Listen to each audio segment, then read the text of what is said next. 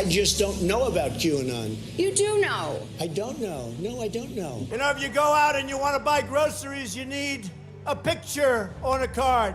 You need ID. He wants to host next year's G7 summit at his own Doral Golf Club. Got to take care of the floors, you know, the floors of the forests. Very important. Frederick Douglass is an example of somebody who's done an amazing job and is being recognized more and more, I notice. Ivanka Trump, the president's daughter, is sitting in for the Secretary of State.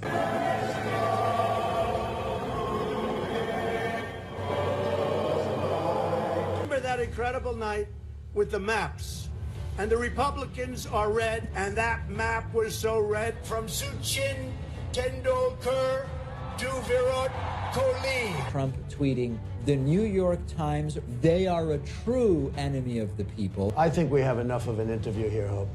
Okay, that's enough. Let's go. This Russian bounty story, we have multiple sources saying that Trump knew all along. I was there for a tiny, little short period of time, and it was much more for an inspection. There was no problem during the day. And said, quote, "Crazy Joe Biden, he doesn't know me, but he would go down fast and hard, crying all the way." They'll go out and they'll vote, and they're going to have to go and check their vote by going to the poll and voting that way. People are flushing toilets 10 times, 15 times, as opposed to once. The State Department is emphasizing to world leaders that they should stay at Donald Trump's hotels. And they say the noise causes cancer. You tell me that one, okay? Trump ordered Robert Mueller, the special prosecutor, be fired. The factory policy is wear a mask at all times, and Trump puts on goggles but no mask. And we're building a wall in Colorado. We're building a beautiful wall. Trump floated the idea of swapping Puerto Rico for Greenland. The ramp that I descended after my West Point commencement speech was very long and steep, had no handrail, and most importantly, was very slippery. Our army manned the air. It ran the ramparts. It took over the airports. It did everything it had to do. Wherever Trump goes, he tries to make himself seem dominant over whoever he's shaking hands with. Trump's strong-looking Situation Room photo was a staged photograph likely taken hours after the event. Lock them up. You shouldn't lock them up. Lock up the Bidens. Lock up Hillary. I too have a nuclear button, but it is a much bigger and more powerful one than his. The narcissist-in-chief Donald Trump wanted his signature printed on all of the checks.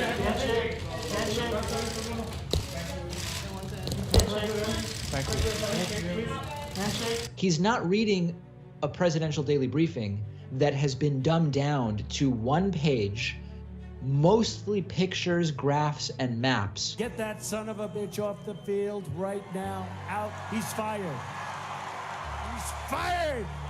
So in Florida, I encourage all to request a ballot and vote by mail. The wind direction shifted and it sort of split his hair, sort of back to front. Trump was laughed at by the entire room of world leaders at the United Nations. One of the wettest we've ever seen from the standpoint of water. And then they did dumps. They call them dumps, big, massive dumps. LeVar Ball is unaccepting of what I did for his son. I should have left them in jail. These aren't people. These are animals. But the same vaccine could not work. You take a solid flu vaccine, you don't think that would have an impact or much of an impact on corona? No. Cummings District is a disgusting rat and rodent infested mess.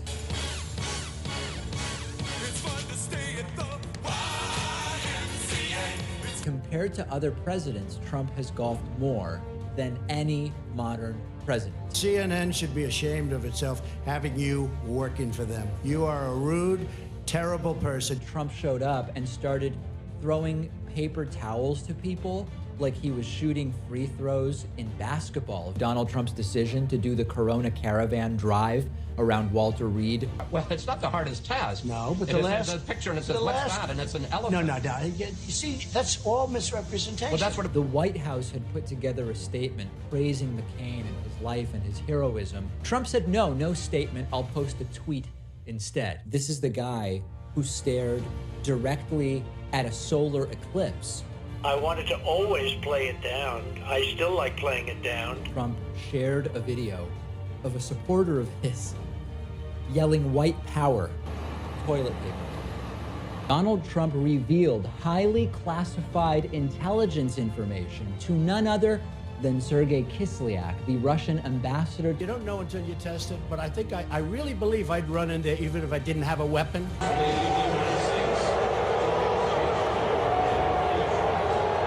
Donald Trump has blamed Canada for burning down the White House in 1812. Donald Trump has become the third president in the history of the United States to be impeached. Nice and handsome, thin. Perfect.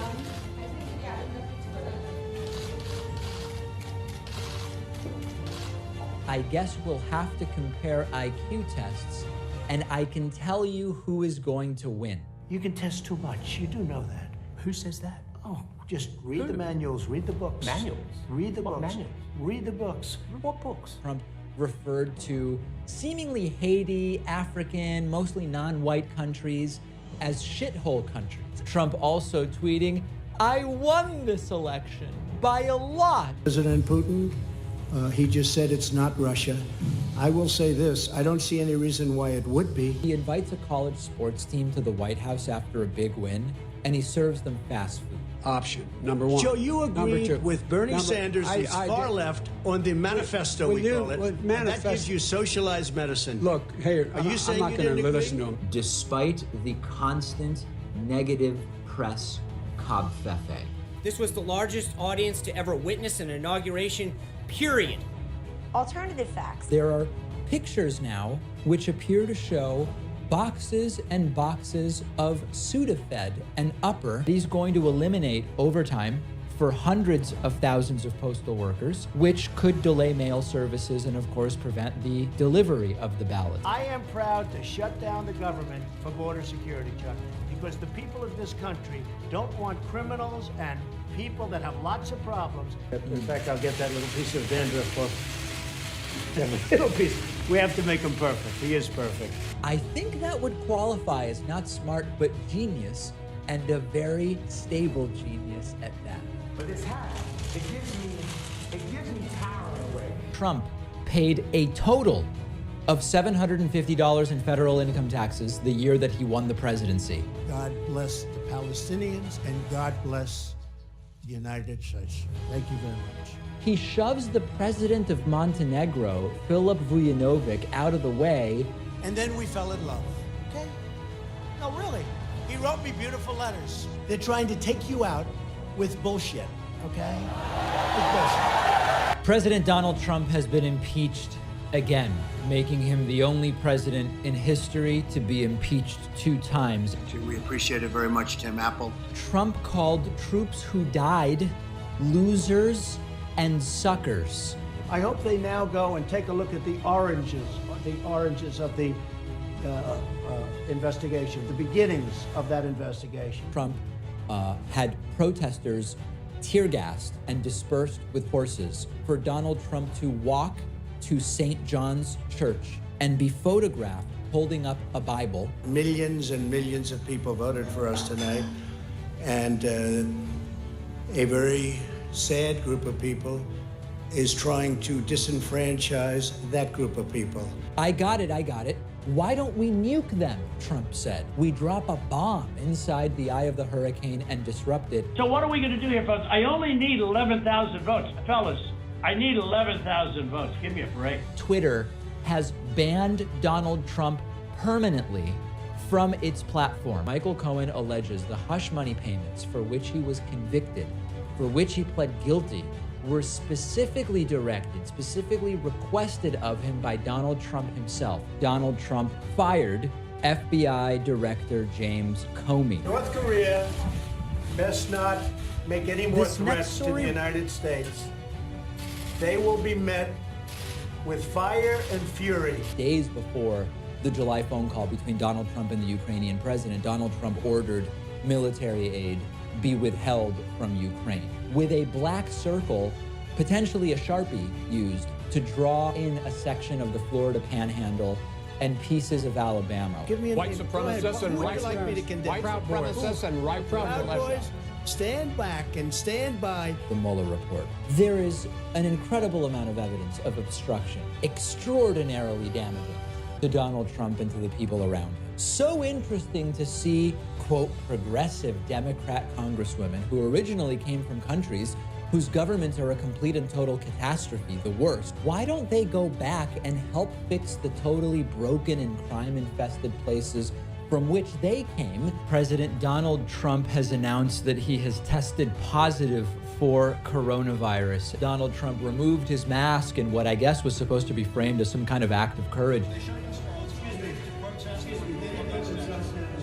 you had some very bad people in that group, but you also had people that were very fine people on both sides. The Trump administration is also scaling up the number of children that are going to be held in these internment-style camps. Right, and then I see the disinfectant where it knocks it out in a minute, 1 minute. And is there a way we can do something like that by injection? And we're going to the Capitol. USA! USA! USA! USA! We love you. You're very special. What a video, what a countdown, and what a tragic chapter in the history of the United States of America, which we hopefully are moving beyond on a permanent basis. Welcome, everybody. Tonight is the first speech to a joint session of Congress by President Joe Biden. It's basically a State of the Union, but that's not what it's called during the first year. But needless to say, we are just 49 minutes away from the start of this event, and we are very, very much looking forward to it. For those just joining me, let's start with my assessment of what we are going to hear tonight. Joe Biden is going to propose a very big package tonight, $1.8 trillion, which will include free community college. It will include paid family leave and many other elements. And there's a very interesting piece in the LA Times which argues that Joe Biden is essentially the opposite of Reaganomics. And tomorrow I'm going to be talking about this in more detail, but you don't have to like everything that Joe Biden does. You don't have to see Biden as the progressive standard bearer, because he's not, to recognize that Bidenomics is really the antithesis of Reaganomics. And we may be in a new era of American economic policy. Eras come and go. And at some point, we're going to be a new era, and this may be the start of it. Reaganomics focusing on supply side stimulus, whereas Joe Biden is doing the opposite. Joe Biden is very much going fully into demand side stimulus. Let's stimulate demand with COVID relief, with other types of government spending. Reaganomics believes that if you give people help, it makes them lazy. Bidenomics believes that if you give people help, it actually frees them to be self-determining, more productive members of society. These are completely antithetical views. Reaganomics wants to limit the money supply, and in part with higher interest rates. Bidenomics believes that actually a larger money supply is okay, and it welcomes lower interest rates, which some economists believe are going to be, set as close to permanent as we can say about anything. Nothing is permanent, of course. And so I'm going to expand on this tomorrow, but this is essentially, if you ask me, what is the 100-day sort of, we can't really call it a legacy. What is the theme of the first 100 days of Biden? I would call it the opposite of Reaganomics, and hopefully something that we will continue to build on. This is not, we're only 100 days in. This is certainly not the end. So that's my thoughts so far, and we're going to see many, many things tonight that I think will be interesting. It will be interesting to see what the Republican reaction is to the things that Joe Biden is going to propose. So a great evening, and it may finish off with us taking some phone calls, which would be really, really great. Okay. Let me thank a few people who are already supporting the stream. Grungy Dan, as well as John Uivi, have subscribed via Twitch Prime, which is a special thing that you can do. I also want to say a really special thank you to Trey Adkins, who just signed up on my website, joinpacman.com, using the secret coupon code Immoral21. Welcome, Trey. Great to have you here. Let me run through a few super chats that people are generously sending in via YouTube. Denver says, I'm here and highly palpitated. YouTube wouldn't let me say the other word you used. Oh, titillated, yeah. You Suck wants to know when I will appear on the H3 podcast. Anytime they invite me. Anytime the Kleins want to have me. Steven says, a hell of a year for Rudy Giuliani, caught with a hand down his pants with Borat's daughter, 4 seasons, hair dye melts, farts, gets COVID, house raided by FBI. Yeah, we're going to talk about Rudy momentarily. Trevor asks if I think Biden will demand filibuster reform tonight. I don't know. That's a good question. And Super Taco says the cops who entered the house in Boone were trespassers. The man defended himself. No warrant, no entry. Cops will probably kill him now. Discuss. I don't know what you're saying exactly, Super Taco. Let me investigate that, and then I will get back with you. I have so many things today that I don't even know where to start. Let's start with a Twitch unban request. Twitch has a mechanism through which, if you are unfortunate enough to be banned, you can ask to be unbanned. I will adjudicate these requests with a gavel that I have. A user named Florida Birdwatcher was banned yesterday. They first participated in the channel yesterday. They said people that wear masks while alone are wimps. They are pussies. Look at that scared little lib. You will get your ass beat by a Proud Boy soon. So much for freedom of speech from lib nuts. David Pakman, you are an enemy of this great nation. You need to be doxxed and permanently silenced. They were banned. Their unban request is, for you to ban me on Twitch, it is unconstitutional. This is a public entity where people engage in a free-flowing exchange of ideas and blah, blah, blah, blah, banned and permanent. Just too stupid. There it is. Adjudicated and done. That is a perma-ban. Good night, good evening, and good morning, my friend. We're just not going to do it. It's just trash. It's bottom-feeding trash. Let's see. Thomas says, will we ever see you back on the Joe Rogan Experience? I'm glad to appear anytime. We released a video today very critical of Joe Rogan on his recent vaccine comments, and I would be glad to discuss those with him in person. So I'm glad to reappear anytime Joe wants to have me, if he does. Boruch Rudd says, I was today years old when I learned Twitch subscriptions need to be renewed every month. Got a Twitch account only to give you my Bezos bucks. Yes. Very important. Insortial, as well as Dranoa, Demixti, and Astrolycos have just joined in on the Twitch party, putting us at 7, which is just a beautiful number. Draconian drug laws in Scandinavia says, how good are you at mathematics, David Pakman? Terrible. Absolutely terrible. Crazy Nate says, David, I heard about some bipartisan talks. They even passed an Asian hate crime bill 94-1. Think we can get that transferred to some big bills. I am not optimistic that there will be any Republican support for the things that Joe Biden will propose tonight. I just don't see it. I hope I'm wrong. John Cesar says, love the thumbnail. Thank you. Joe Rader says, David, did you do the drums in your new theme music? I did not. Okay, so we took care of unban requests. What else do I have?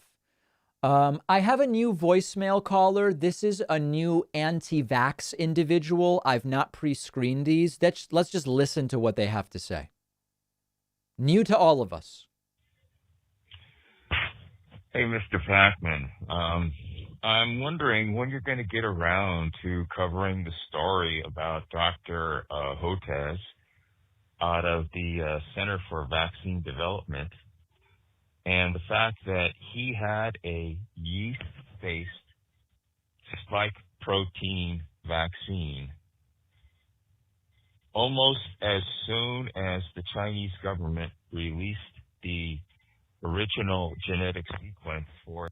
Yeah, everybody had. I mean, the sequencing happened within hours of that. Dr. Hotez was not the only. He's not unique in that way. Go on. The Wuhan wild-type SARS-CoV-2 virus.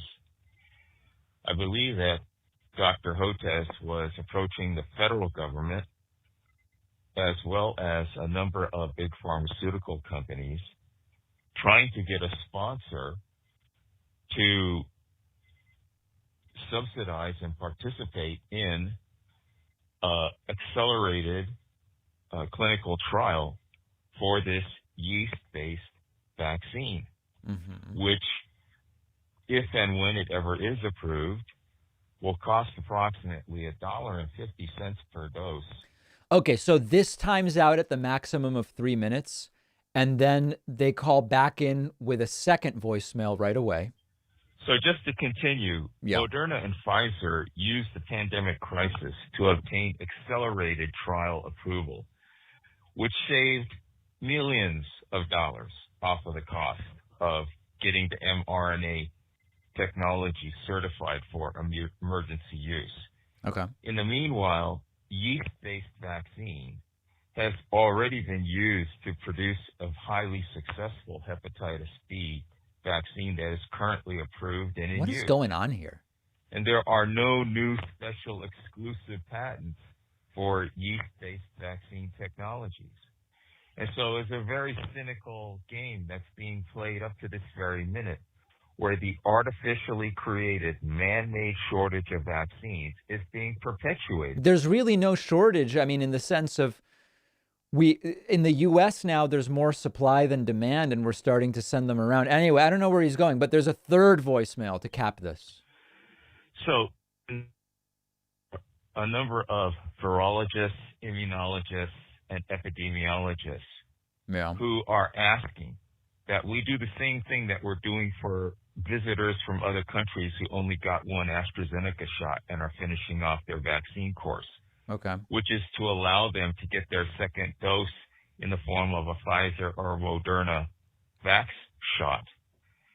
Because all we're doing is... Man, guys, it's just like, just go get vaccinated. What are we doing here? I'm off of it, all right? I'm sorry, guys. If people wanted to keep it going, we're just, maybe we'll do some kind of special or something like that. Okay. I want to say thank you to a new member named Coupon Code Isn't Working. Coupon Code Isn't Working just signed up using the coupon code Immoral21 and is new member number 8 today at joinpacman.com. If you've been thinking about signing up on the website, today is a great day to do it, because if we do get to 100 by the end of the speech, we will open phone lines wide open. I also want to say thank you to Prague Janesh, as well as Bounce the Cat, Link, Dranoa for a gift, C Missile for the Twitch sub, Captain Flashheart, Aspire is number 7, Lola Supernova number 8, Liquid Ice number 9, Mixzawa is 10, Colors ATK is 11. Very exciting, jumping us out to 19 already. A few other super chats. What the hell is a yeast-based vaccine? Oh yeah, you can make challah with it when you're done. You get injected and then you are immune. And then you make a challah bread with raisins or without. I'll have it either way. It's a beautiful bread. I see Biden has used the power of the office to raise the federal government contractor minimum wage to $15 an hour. Do you see that as the first step to the minimum wage being next? I hope so. Do you think if Biden gets all of his most popular policies, will the Dems do well in the midterms? Yes. Also, hey, nice shirt. Thank you. David, thoughts on U of I Klein Center Advanced Social Research saying the 6th riots can officially be called a coup d'etat? I have not seen what they said. I'm sorry. I'm unable to comment on that. I will get back to super chats. Very, very good. Let me play. Here's a deep fake. Someone just sent this to me. They said they made a deep fake of me and Tucker. I've not pre-screened this. Let's take a listen. Oh, whoops, hold on a second. Whoa, is that me and Tucker? That's crazy. Look at that. Some explanation, but it's pretty fascinating.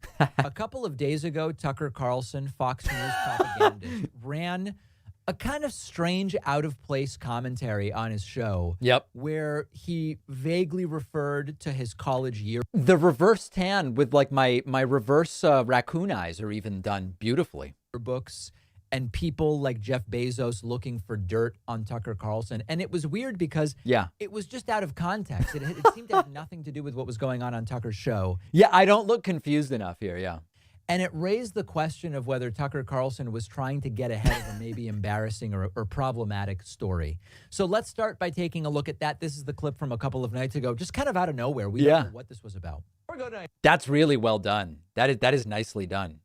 One time about his displeasure with the fact that gay people exist. Now, to me, this is less about whether Tucker Carlson was my hands like don't match my face. It's like somehow he's edited my head to be too little for the size of my hands. Homophobic in 1990 or 1991 as a sort of potential disqualifier for Tucker to do whatever today. First of all, there's tons of people that are homophobic. Secondly, I don't think being homophobic is considered a problem for Fox News hosts. It may even, man, that is creepy. That is really, really creepy, but nicely done. I mean, I appreciate you sending that to me. Hold on, let's close that out.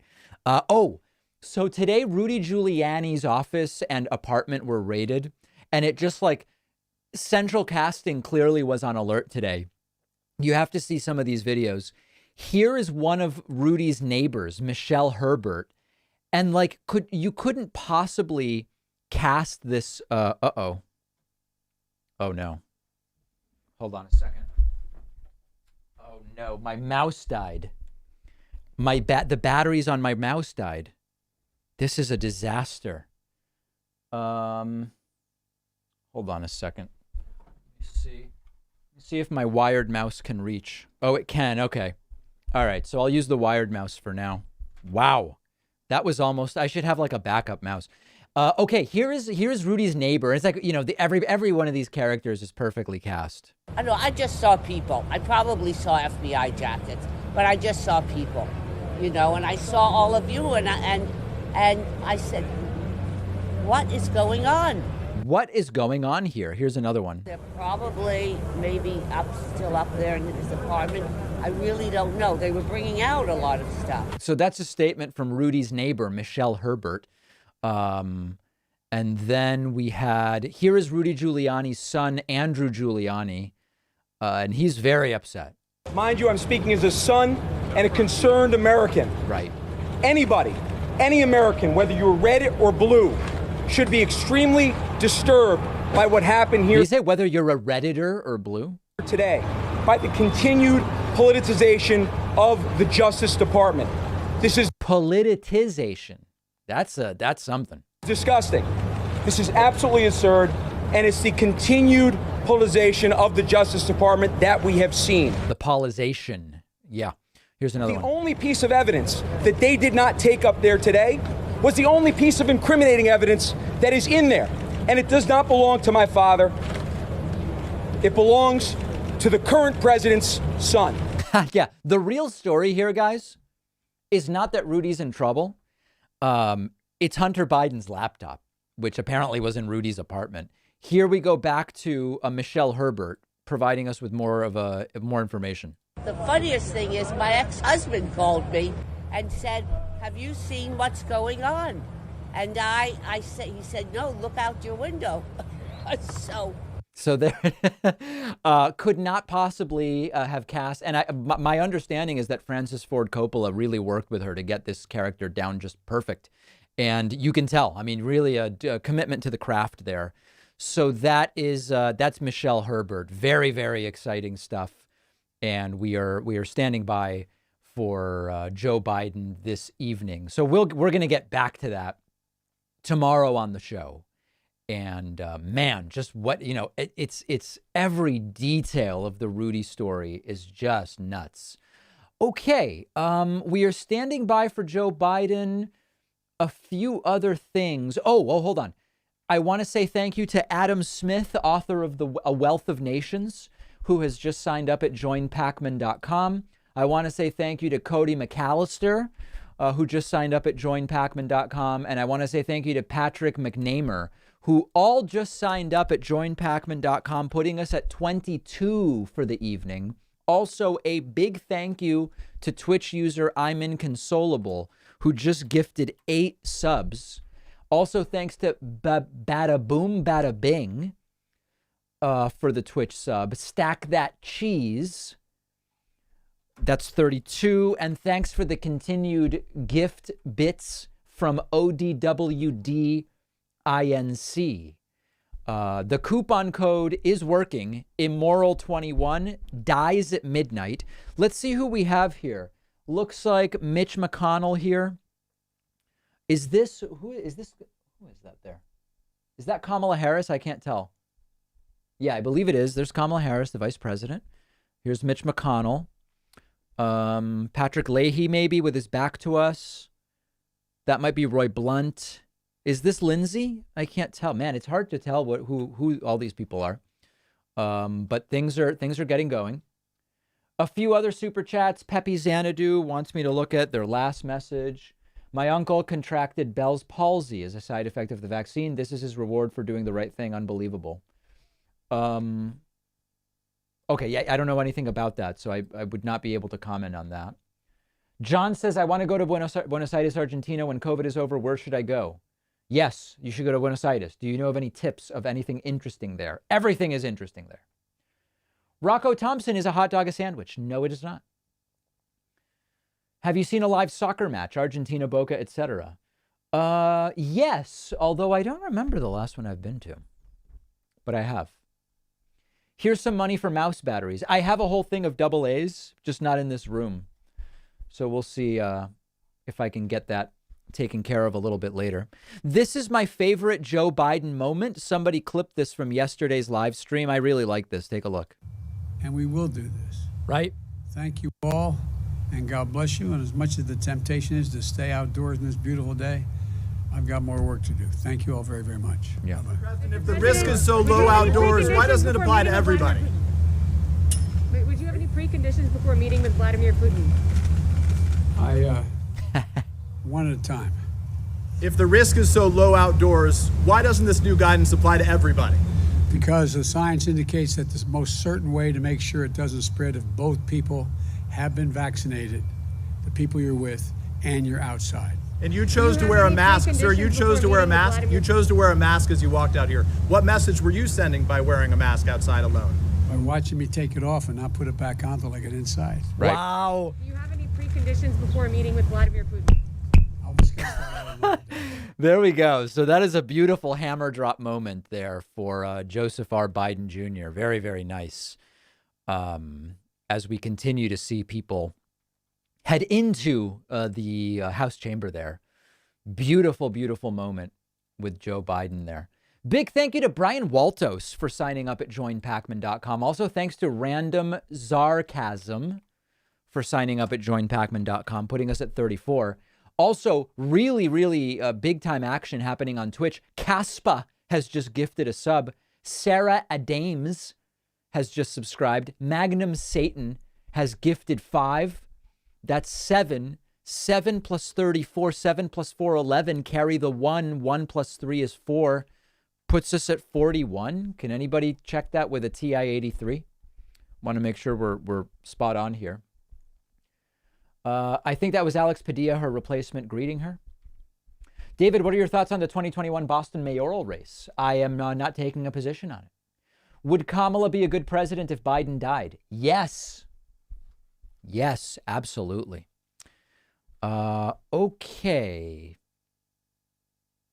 Oh, let's do this real quick. I still have free memberships available. The current contest, we haven't wrapped up this contest because it just hasn't we don't have enough submissions yet. The challenge was to do a show related remix of this infamous video.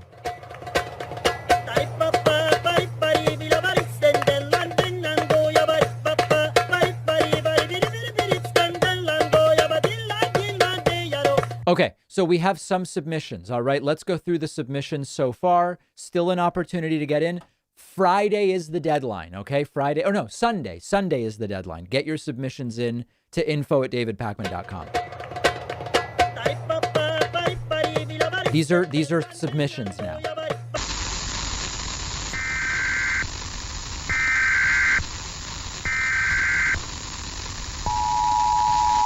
Right. Guess what? I got a fever. And the only prescription is more cowbell. It was a perfect storm, really. Welcome to San Francisco, Mr. Wachowski.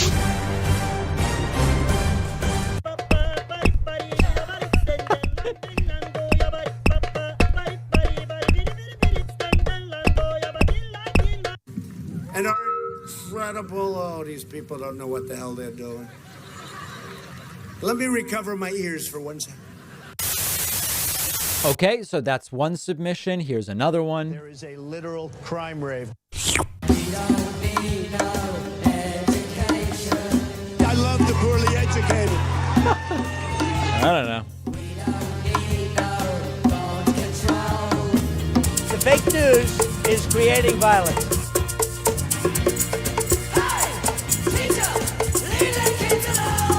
People that support Trump know when a story is false. A big, beautiful wall. Trippy. A powerful wall. Bye-bye, we're leaving. Bye. Enjoy yourself. There it is. All right, next submission.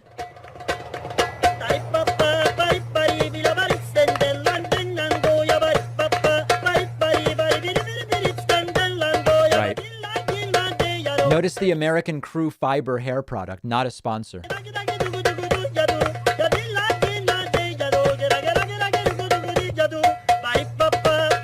Oh, by the way, thanks to Melina Goranson, also known as Melina Destiny Banel II, for hosting with 3,800 viewers. We're about to watch Joe Biden. Very much appreciate that.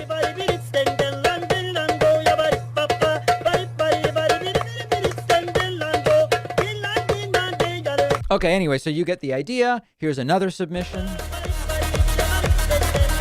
Oh, man.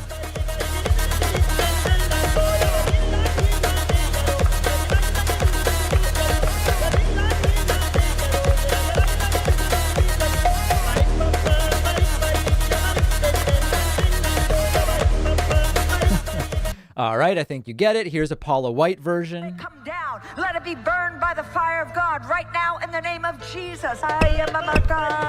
God, worship the Lord. Worship the Lord. For the Lord demands a worship right now. The Lord demands a worship right now. A lot going on here. Will rise above it. Your worship will rise above it.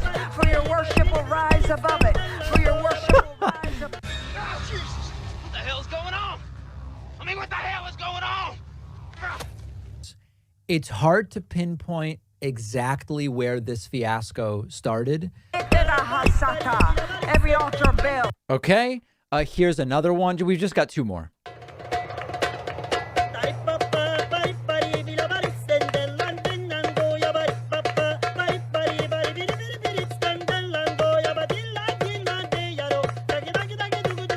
All right, I think you get that one. And then here is the last one.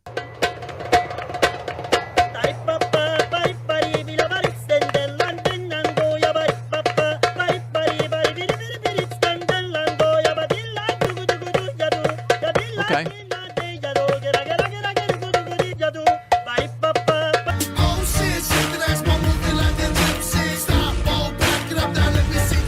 All right, so pretty weird, but that's what's going on. All right, Looney Lindsey Graham entering the chamber. So that's it. There's still an opportunity to get your submissions in, and I would encourage you to do so. An historic evening, and we now have really, really strong live video starting to come in. And so, okay, good. So now we are here. Let me see if I can get caught up and thank everybody that I can. We are trying to open phone lines after this historic evening. And if we let's see what's going on. Daniel Barry has signed up on my website. Amanda Wheeler is a new member. Jacob Meek has signed up. The memberships are dumping in almost faster than I can read them. Sayam Rodri Sumi Long has gifted 2. That's 44 plus 4. Oh God, that is complicated math. Yeah. Okay, so those are your. Okay, so nothing really going on quite yet. A lot happening, and today is the last day for this coupon code. It's not that one. That's the known coupon code, Better21. Whoa, what's going on? We just lost it. We are going with the secret coupon code, Immoral21. Last evening for it. There is our friend Eric Swalwell, big fan of the David Pakman Show. I believe this is that Chuck Schumer? Patrick Leahy here. That's Kamala Harris, Nancy Pelosi. I think this is like a clerk. Maxine Waters, not sure who that is. There's Bernard Sanders. Lindsey Graham, that's Joni Ernst, senator from Iowa. A lot happening here, guys. A lot happening on this historic evening. Joe Smith asking, any huge dumps in Arizona? Not at this time. I want to say a big thank you to ODWDINC for gifting 28 subscriptions on Twitch, putting us at 76. A stunning number. And just a lot happening today. Difficult to even keep up with everything that's taking place.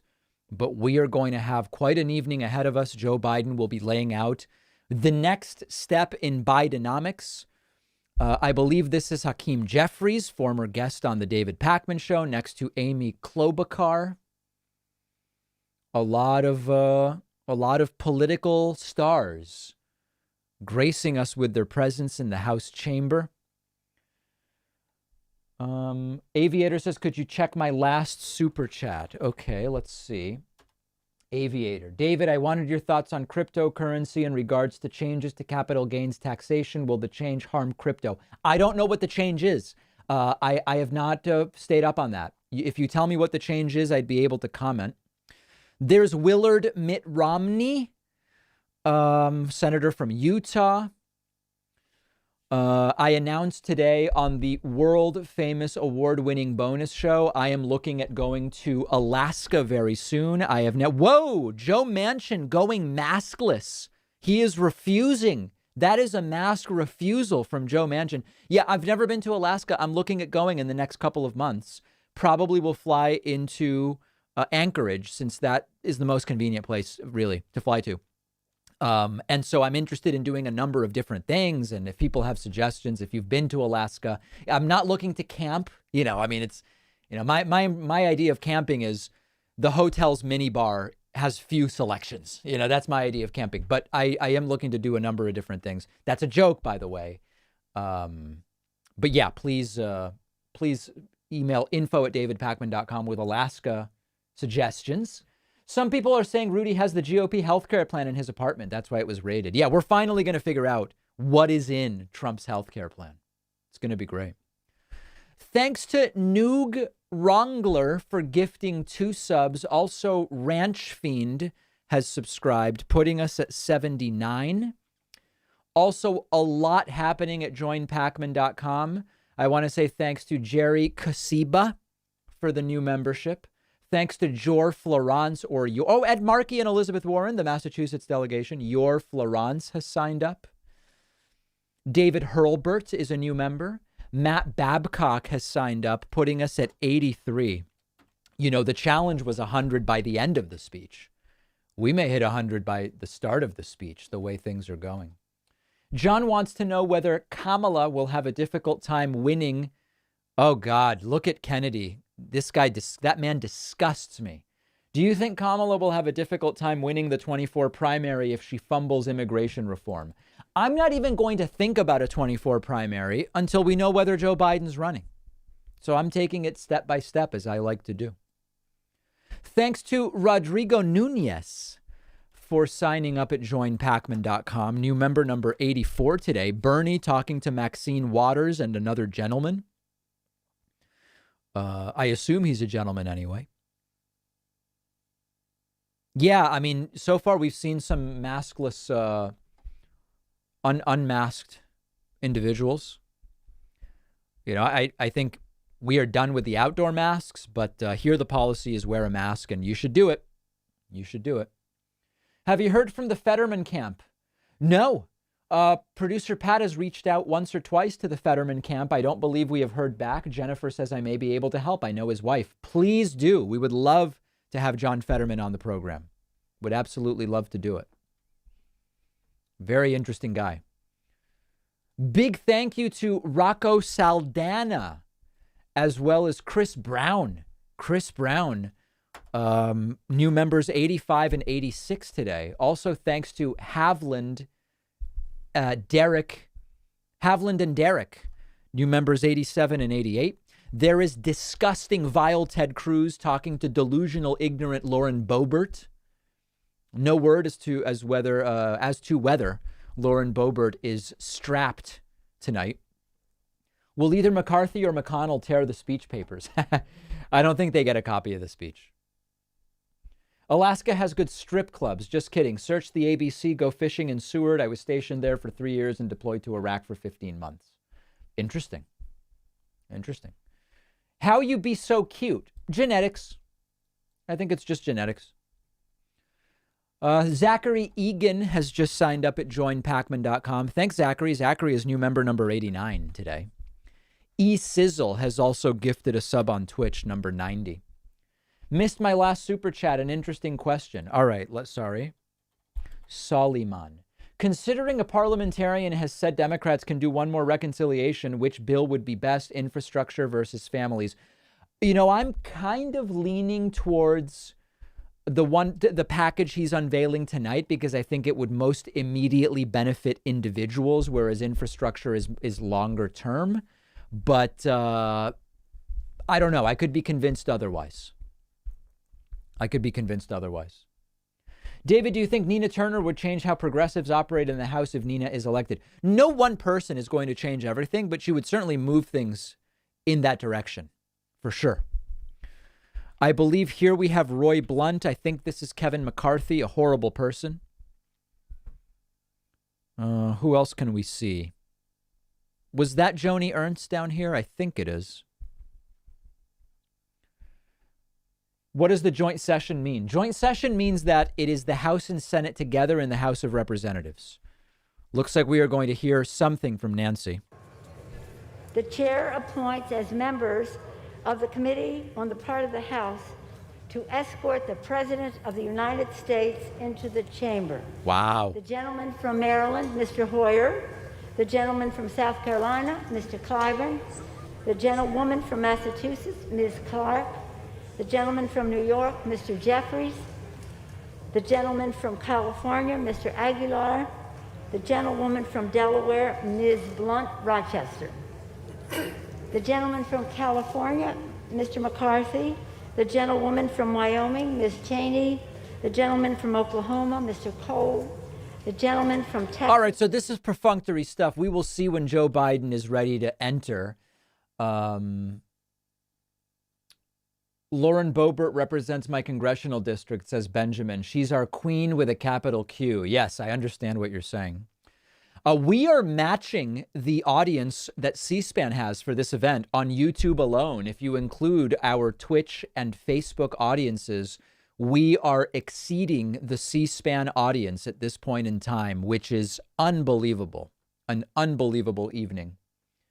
I've been to Alaska 5 times. I'll send you recommendations. Yeah. And listen, I'm not looking to I don't want to go on, a touristy crab experience with 100 other people. I'm not looking to do any kind of tourists being corralled. I prefer to rent a car and to do the stuff myself in small groups or on an individual basis. I reject all of this incredibly touristy stuff. Thank you. Pleasure. Muopi has subscribed via Twitch. So has Noah Philip Hickey, The Littlest Sunbean.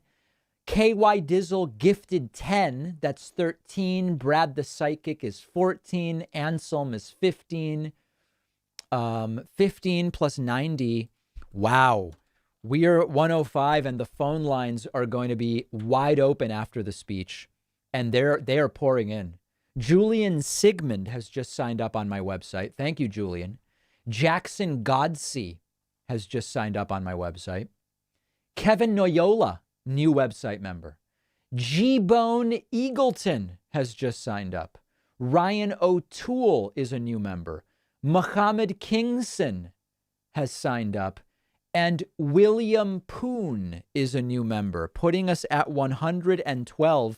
Because it's such a special evening, the phones will open, but let's go for 306, the number of electoral votes with which Joseph R. Biden Jr. won. I missed a 28 sub bomb. No, I don't think I did. I got that. I got it from ODW. We announced that sub bomb. That was huge. And that actually put ODW within striking distance of top 3 all-time gifters, starting to get there. Inconsolable still running away with it. We are not opening phone lines before. There's only 9 minutes until the speech. Do you think Republicans will heckle Joe Biden like you lie? We'll see. Yeah, I think it's a possibility. I think it's a possibility. On behalf of all Canadians, I apologize for the repulsive Calgary-born Ted Cruz. He represents the opposite of everything we value and believe in. I believe you. I believe you. Here's the Massachusetts senatorial delegation, Ed Markey and Elizabeth Warren, having a chat. Very exciting. Do you think Boebert and Green will be able to behave like adults tonight? I don't know if Green, it looks like it's a reduced capacity. So we saw Boebert. I don't know if Marjorie Taylor Greene is going to actually be here. That's unclear to me. I know some of them are going to have to be in the gallery as well. So we're going to keep an eye on that. But certainly I'm curious whether anybody will shout out at any time. Thanks to Freddie Bob for the Twitch Prime sub. Also thanks to East Sizzle for the gift. And Marzu Fazu has been subscribed now for 14 months. Very much appreciate that. Also, I really do want to thank Hinda Ader. Hinda Ader just signed up with the coupon code Immoral21. It is a secret, unpublished coupon code. What it does for you, just be careful. Also, thanks to Chance Baker for signing up on my website, number 117. We will be taking phone calls at the conclusion of Joe Biden's speech. Only 200 in attendance. Got it. Got it. That's good to know. Let's get a little bit of a sense of the atmosphere in the room. Oh, looks like they've killed the audio. Okay. Types, someone like Roy Blunt. Okay. No problem. We're going to keep an eye on what's going on here. A lot certainly taking place. Yeah, I'm sorry, who's doing the response? I forgot who's doing the Republican rebuttal. Can somebody remind me? I just lost my train of thought. I have no memory of who it is. Is it Tim Scott? Oh, okay. I thought Tim Scott has done it before, I think, right? Yeah. Very good. Clark is my rep in Massachusetts. Do you see her as future speaker? Don't know enough about her. I hope Biden comes in with his aviators on and doing finger guns. Yeah, that would be something. That would be something. Still unsure, is this a Q&A with the president and members of Congress? No, Biden is doing a speech. It's like a State of the Union. They just don't call it that during the first year that a new president is in office, but it's basically a State of the Union address. Trump was wrong. I actually won the election, says Cody from Canada. That's unlikely. Would I go back on the Jesse Lee Peterson show if invited? Yeah, maybe. Madam Speaker, the Dean of the Diplomatic Corps. Right. So people are starting to file in. And we're sort of down to the last few minutes here before Joe Biden enters the chamber. Looking forward to a full room next year. Different situation this year, certainly. Thanks to Will Barker for signing up on my website at joinpacman.com. Really appreciate that, Will. Joe Biden presumably just moments away as we continue to see folks slowly enter, most wearing masks. We saw Joe Manchin not wearing a mask. We saw Republican Senator John Kennedy not wearing a mask. Do people think there will be Republican heckling? That's an interesting question. I'm curious. I think if there, politics has been coarsened to such a degree that it really wouldn't shock me. But at the same time, I'm not saying I expect it. It will be a COVID Barrett be in the crowd. I get weird vibes from her. Yeah, she has a look. She has the look of like someone who's in a cult. And in fact, I think she is. I don't know if all Supreme Court justices will be here today. Thanks to Logan Butcher. Logan Butcher is a new member, number 119 today. Really appreciate that. Also, thanks for the 1,000 bits from ODWDINC. So great to see so many people today. Madam Speaker, the Chief Justice of the Supreme Court. So maybe it's just John Roberts who will be here. Maybe that's the sort of COVID modification they've done where it will only be John Roberts. I don't know. But there he is. Going with the black mask, a Gucci mask made from Italian leather, of course. It looks like it's just him. That's kind of awkward. Thanks to Fighting Jack for the Twitch Prime sub, number 120 today. Also, a big thank you to James Barris, as well as Osvaldo Kai, new members on my website. Website is doing some work tonight, working perfectly. We are just 5 minutes from Joe Biden's entrance. Please enable captioning on the C-SPAN feed. I'm glad to do that.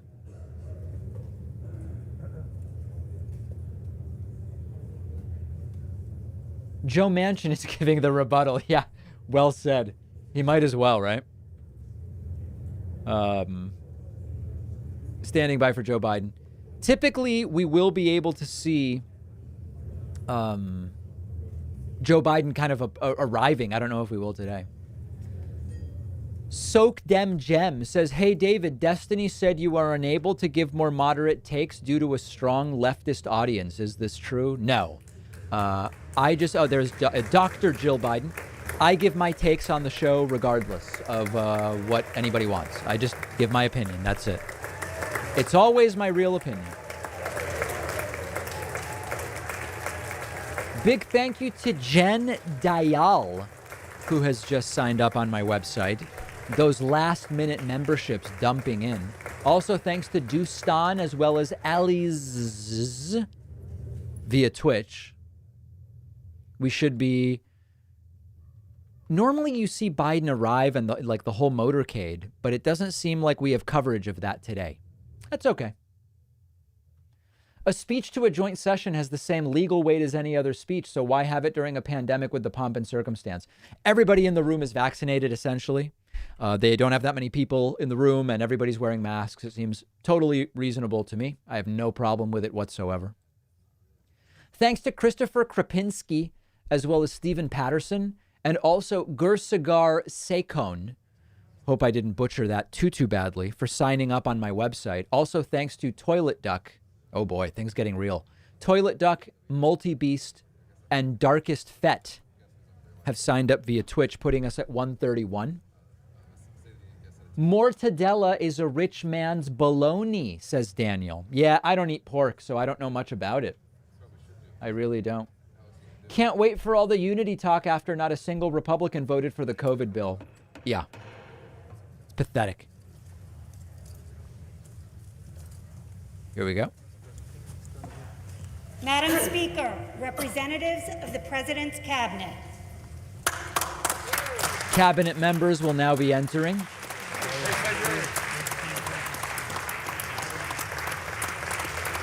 I am not good at recognizing the cabinet members.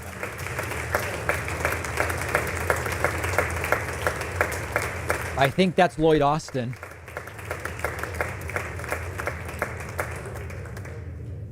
Okay.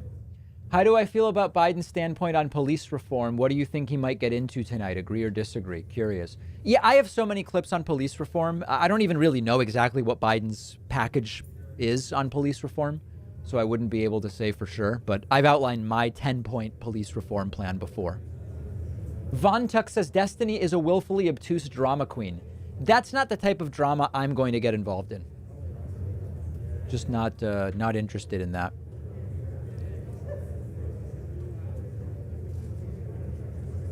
There is Dr. Jill Biden. Fox News will, of course, remind you that she is not a medical doctor, but a doctor nonetheless.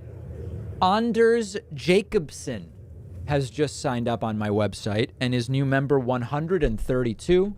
This is Senator Ben Cardin here. This is Sherrod Brown. Not recognizing anybody else there. A historic evening, an historic evening. I would argue both. And Joe Biden, presumably, making his way to the House chamber. There is Douglas Emhoff, the second gentleman, blowing kisses to people. What a nice guy. I'm a fan of Emhoff, I'm not going to lie. Follow him on Instagram. By the way, if you want to see the insanity I recently got into over the weekend, follow me on Instagram at david.pacman. There is some wacky, wacky shit going on my Instagram. Excuse me, I'm sorry. Wild, wild times, though. Thanks to Jason Nichols for signing up at joinpacman.com. New member number 133 tonight. Also, thanks to Sven Hout for signing up via Twitch. A lot of people, I once read a statistic that 90% of Amazon Prime members do not gift their Twitch Prime sub to anyone. That is just tens of thousands of dollars in Bezos bucks sitting in Jeff Bezos's pocket instead of independent producers. There is Steny Hoyer. Steny Hoyer fist bumping a variety of different people. God, I hope that's Steny Hoyer. Otherwise, this is humiliating. James Clyburn coming up next. Is that Congresswoman Clark? There is Hakeem Jeffries, who's been a guest on this program. Great guy. I think this is Kevin McCarthy here. Quite a weaponized individual. And Joe Biden coming very, very soon. Wow. Big thank you to Jeff Beal, as well as Michael Sumbasakis, for signing up on my website at joinpacman.com. Also, thank you to Toilet Duck for the gift, Ubidibi, Dranoa, Sorium, Hapster, Gilligan. A lot of people signing up there via Twitch. We are now gaveling in.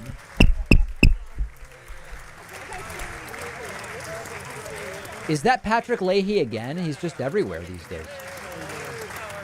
There is Bernard Sanders.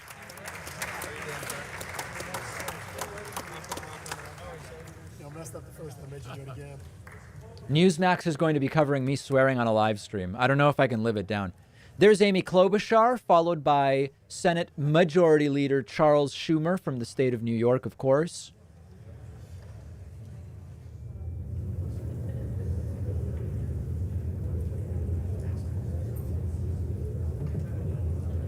Amy Klobuchar does have stories from Minnesota to tell, but not tonight. Tonight is not her night. Thanks to Billy Big Wheels, as well as Friendly Neighborhood Incel, for signing up via Twitch. Incels are welcome here. Everybody's welcome, quite frankly. Just don't troll. That's the only rule. Moderators will drop the ban hammer. Joe Biden will be entering soon. Will you be expanding the show to TV if you get big enough? Nah, TV's done. The show's already on TV. Nobody even knows because online is where it's at right now.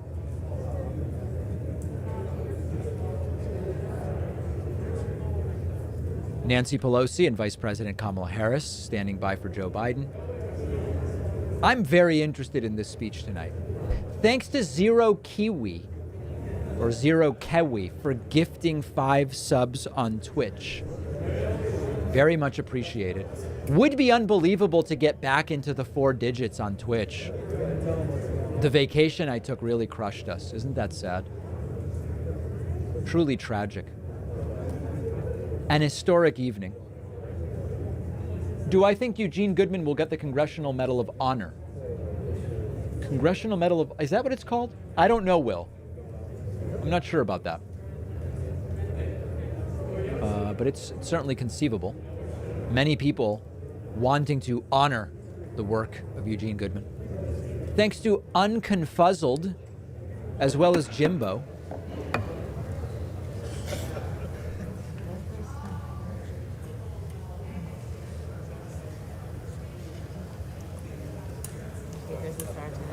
We were being given the thumbs up.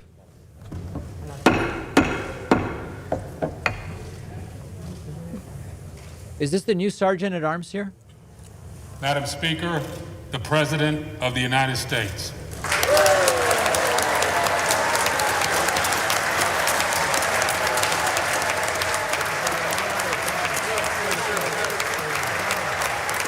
There is Joe Biden. Fist bumps today.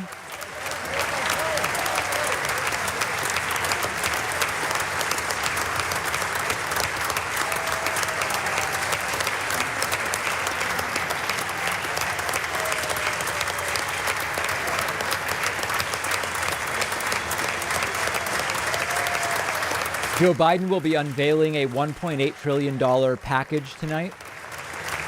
Lobbying for it, there is Senator Pat Leahy from Vermont. Senator Chuck Schumer wearing a sharp blue suit there. Wow, love that color. John Roberts, the Chief Justice of the Supreme Court. Joe Biden greeting him. Here is Bernie Sanders.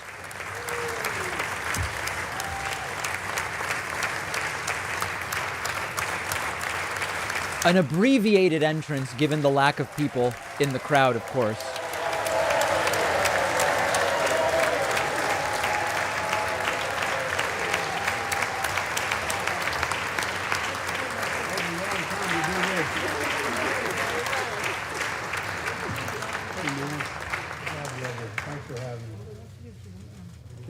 Members of Congress, I have the high privilege and distinct honor to present to you the President of the United States.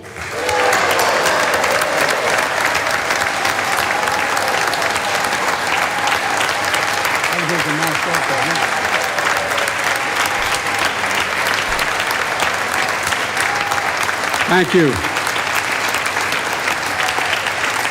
Thank you, thank you, thank you. Joe Biden attempting to cut short the applause, which can go on for some time.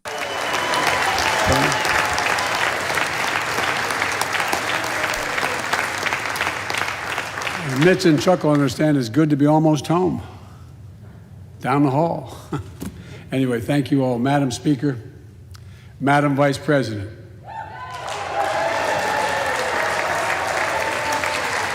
No president has ever said those words from this podium. No president has ever said those words. And it's about time. Wow. Not everybody thrilled with that already.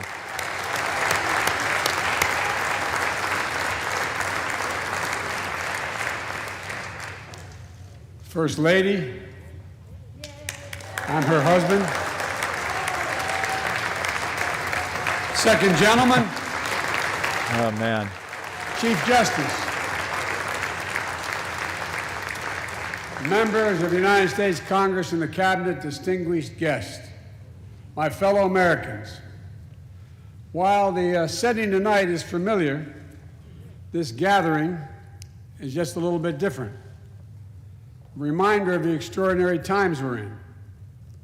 Throughout our history, presidents have come to this chamber to speak to Congress, to the nation, and to the world, to declare war, to celebrate peace, to announce new plans and possibilities. Tonight, I come to talk about crisis and opportunity, about rebuilding the nation, revitalizing our democracy, and winning the future for America. I stand here tonight, one day shy of the 100th day of my administration. 100 days since I took the oath of office and lifted my hand off our family Bible and inherited a nation, we all did, that was in crisis. The worst pandemic in a century. The worst economic crisis since the Great Depression. The worst attack on our democracy since the Civil War. Now, after just 100 days, I can report to the nation, America is on the move again.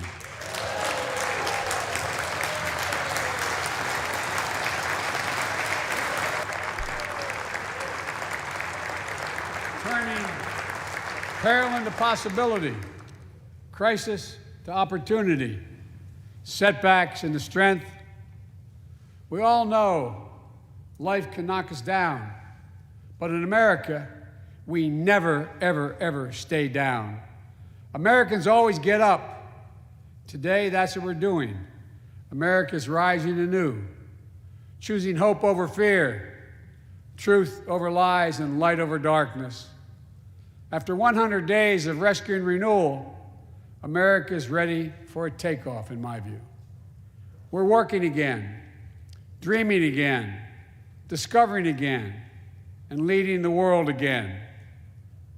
We have shown each other and the world that there's no quit in America, none. 100 days ago, America's house was on fire. We had to act. And thanks to the extraordinary leadership of Speaker Pelosi, Majority Leader Schumer, and the overwhelming support of the American people, Democrats, Independents, and Republicans, we did act. Together, we passed the American Rescue Plan, one of the most consequential rescue packages in American history. We're already seeing the results. Nancy Pelosi leading the hype. We're already seeing the results.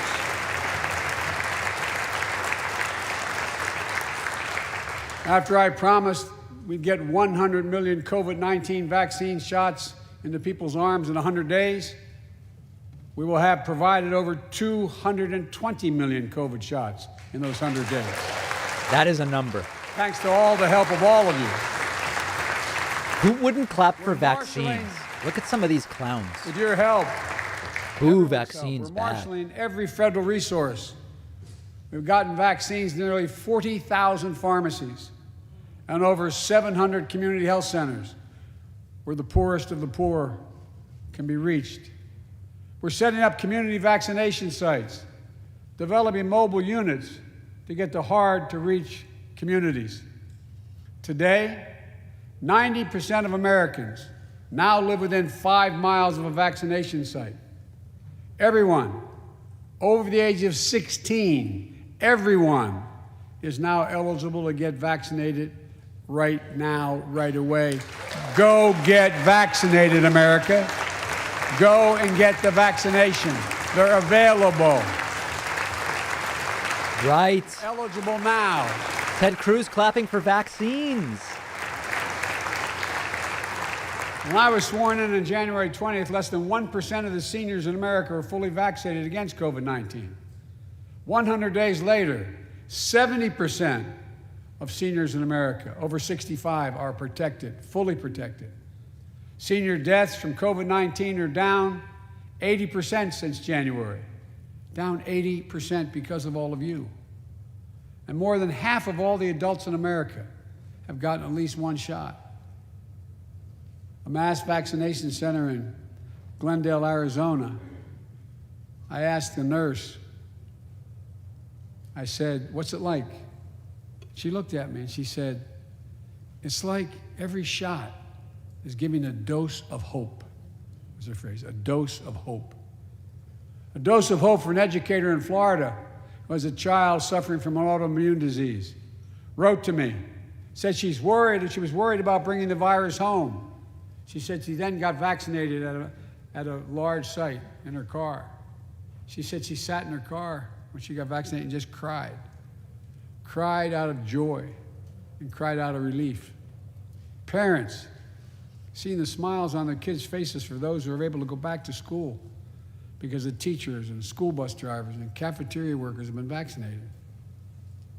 Grandparents, hugging their children and grandchildren instead of pressing hands against the window to say goodbye. It means everything. Those things mean everything.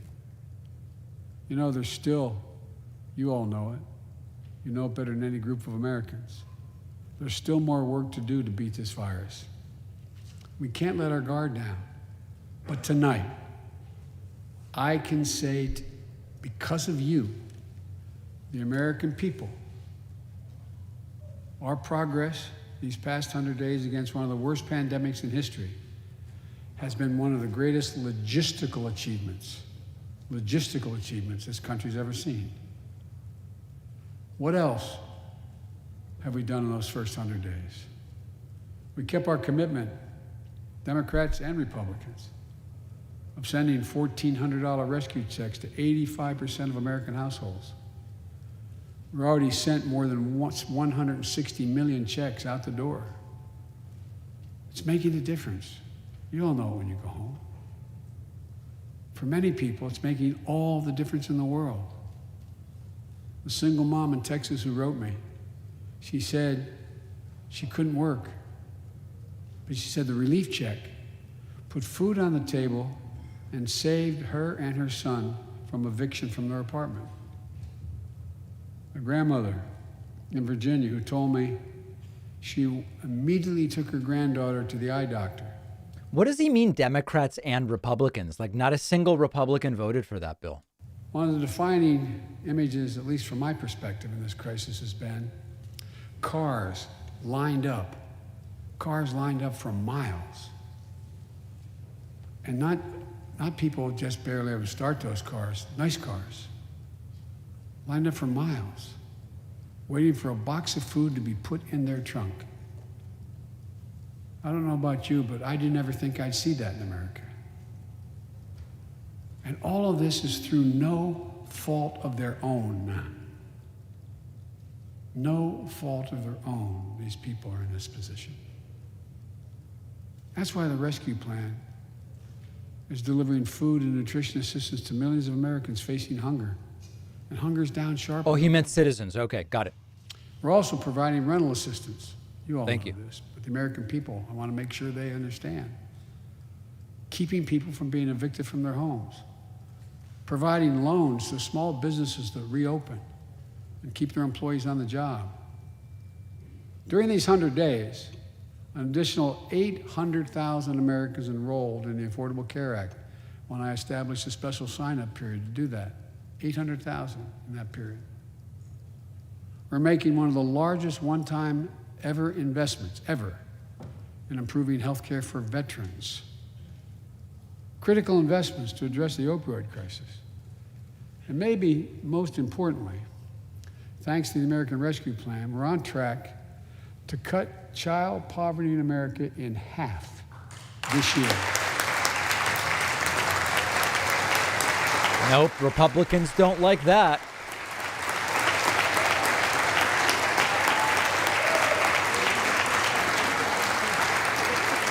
And in the process,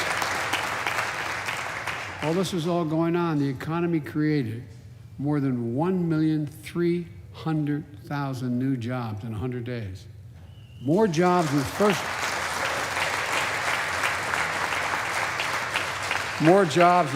100 days than any president on record. The International Monetary Fund.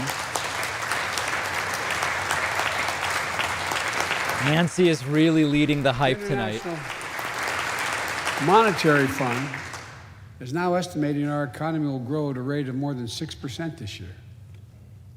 That will be the fastest pace of economic growth in this country in nearly 4 decades. America's moving forward, but we can't stop now.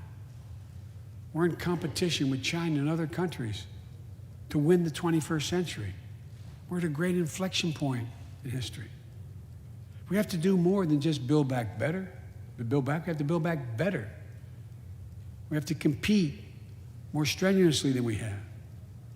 Throughout our history, if you think about it, public investment in infrastructure has literally transformed America, our attitudes as well as our opportunities.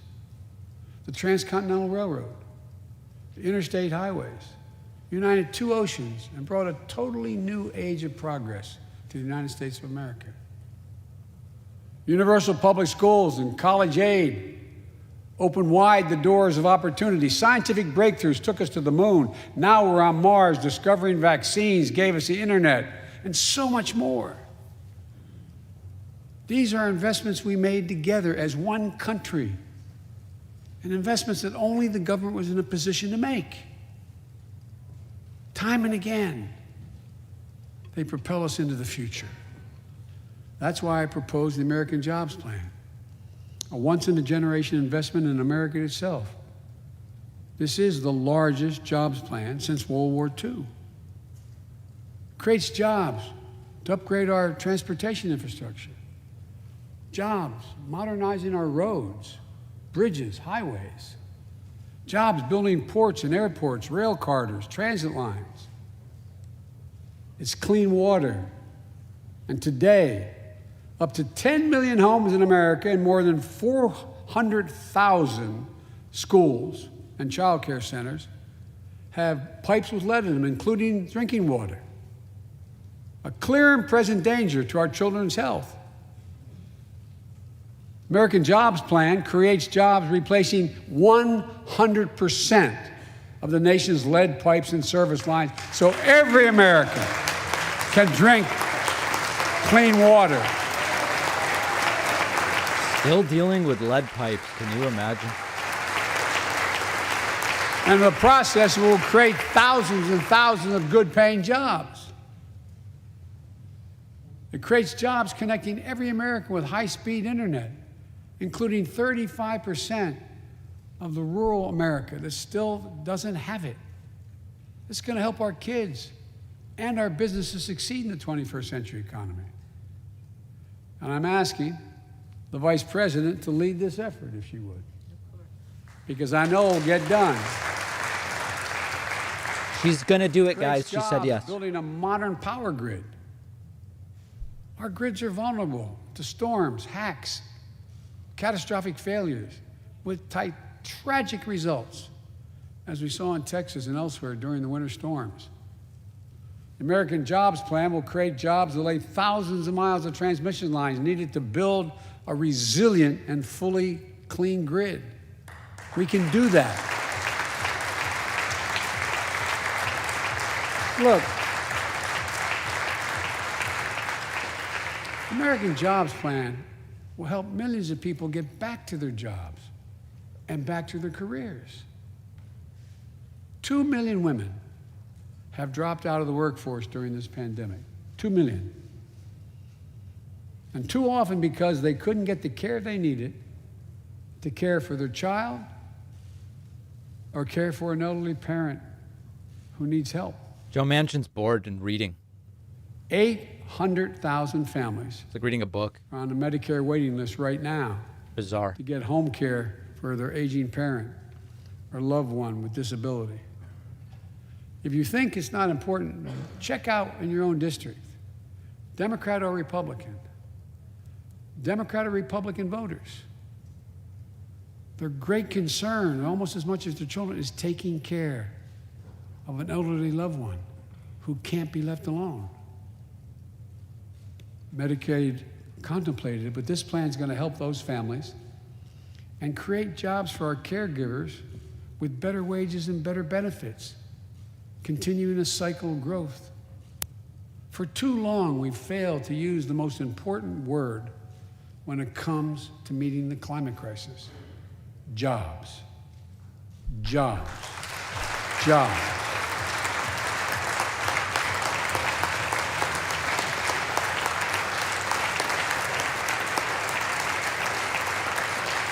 Willard likes jobs.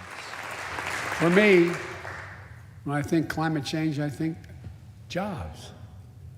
The American Jobs Plan will put engineers and construction workers to work building more energy-efficient buildings and homes. Electrical workers, IBEW members installing 500,000 charging stations along our highways so we can own. I'm looking for those chargers. The electric car market. I want to be able to plug in easily. Farmers planting cover crops so they can reduce the carbon dioxide in the air and get paid for doing it. Look. Is he going to give us the new meat limits, though? How many steaks can I have? There is simply no reason why the blades for wind turbines can't be built in Pittsburgh instead of Beijing. No reason. None. The cost will be different. The cost would be different. So, folks, there's no reason why American workers can't lead the world in the production of electric vehicles and batteries. I mean, there is no reason. We have the capacity. We're the brightest, best trained people in the world. The American Jobs Plan is going to create millions of good-paying jobs, jobs Americans can raise a family on. As my dad would then say, with a little breathing room. And all the investments in the American Job Plan will be guided by one principle: buy American. Buy American. And I might note parenthetically, that does not violate any trade agreement. It's been the law since the 30s, buy American. American tax dollars are going to be used to buy American products made in America to create American jobs. That's the way it's supposed to be, and it will be in this administration. All right.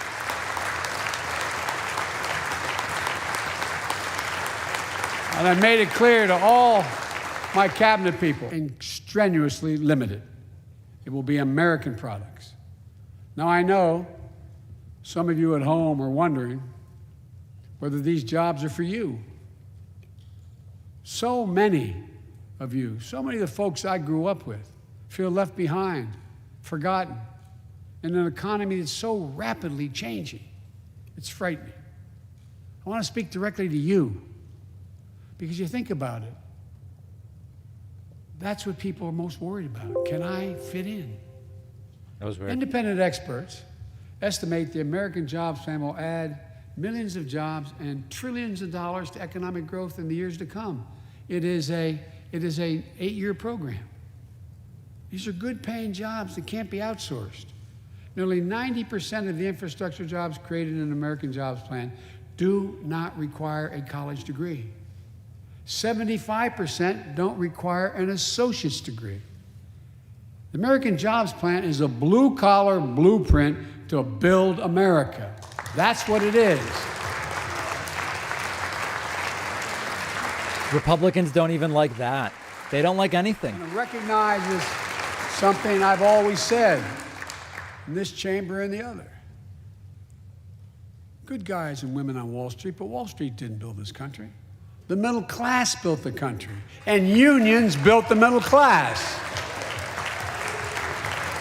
Republicans definitely don't like unions. To pass Protect the Right to Organize Act, the PRO Act, and send it to my desk so we can support the right to unionize. Bernie loves it. While you're thinking about sending things to my desk, let's raise the minimum wage to $15. Wow. No one working 40 hours a week. No one working 40 hours a week should live below the poverty line.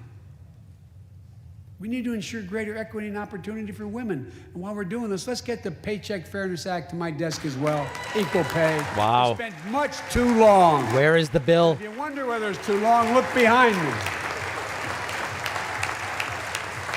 And finally, American Jobs Plan will be the biggest increase in non-defense research and development on record. We'll see more technological change, and some of you know more about this than I do. We'll see more technological change in the next 10 years than we saw in the last 50. That's how rapidly artificial intelligence and so much more is changing. And we're falling behind the competition with the rest of the world. Decades ago, we used to invest 2% of our gross domestic product in America, 2% of our gross domestic product in research and development. Today, Mr. Secretary, that's less than 1%. China and other countries are closing in fast. We have to develop and dominate the products and technologies of the future. Advanced batteries, biotechnology, computer chips, clean energy.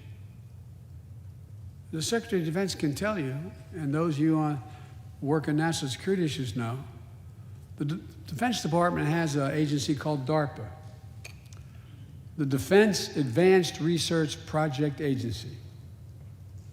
The people who set up before I came here, and that's been a long time ago, to develop breakthroughs that enhance our national security. That's their only job. And it's a semi-separate agency. It's under the Defense Department. It's led to everything from the discovery of the internet to GPS and so much more that's enhanced our security. Was the internet discovered or invented? The National Institute of Health, the NIH, I believe, should create a similar advanced research projects agency for health. And here's what it would do. It would have a singular purpose: to develop breakthroughs to prevent, detect, and treat diseases like Alzheimer's, diabetes, and cancer. I'll still never forget when we passed the cancer proposal the last year I was vice president. Almost $9 million going to NIH. And if excused the point of personal privilege, I'll never forget you standing, Mitch, and saying, "Name it after my deceased son." It meant a lot. But so many of us have deceased sons, daughters, and relatives who died of cancer. I can think of no more worthy investment. I know of nothing that is more bipartisan. So let's end cancer as we know it. It's within our power. It's within our power to do it. Finally, something Republicans will clap for.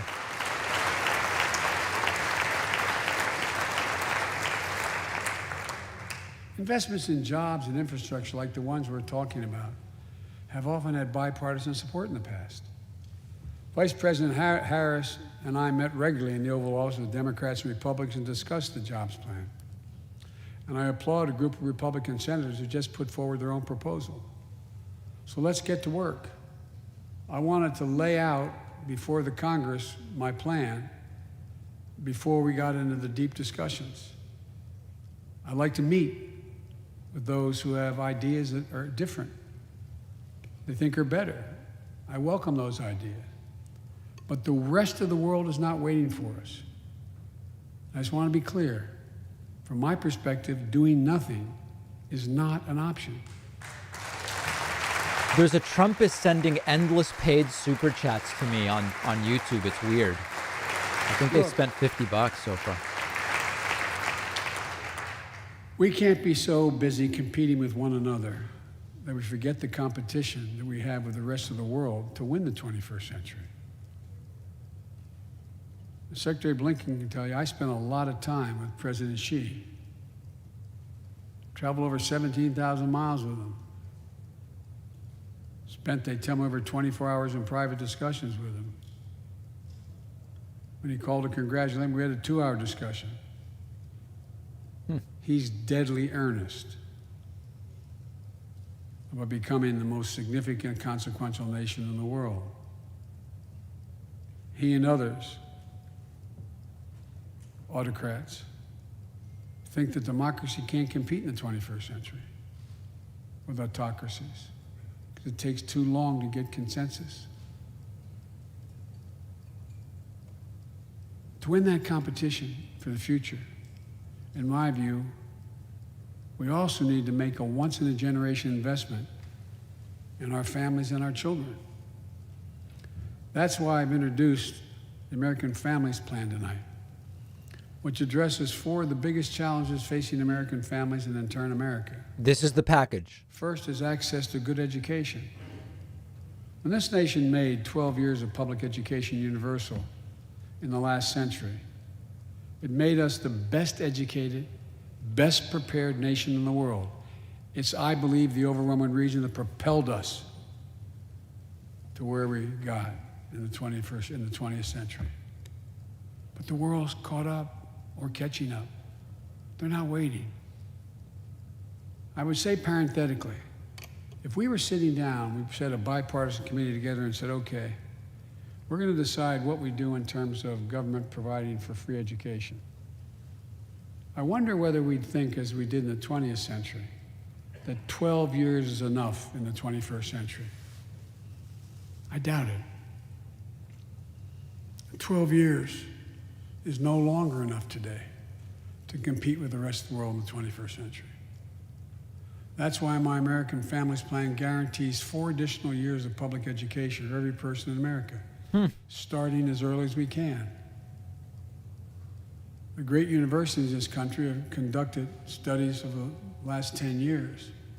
It shows that adding 2 years of universal high-quality preschool for every 3-year-old and 4-year-old, no matter what background they come from, puts them in the position to be able to compete all the way through 12 years and increases exponentially their prospect of graduating and going on beyond graduation.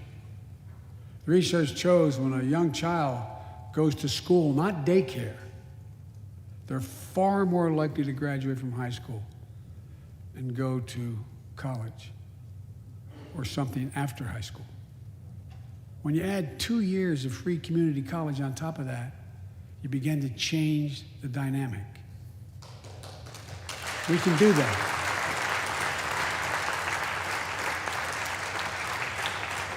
And we'll increase Pell Grants and invest in historical black colleges and universities, tribal colleges, minority-serving institutions. The reason is they don't have the endowments.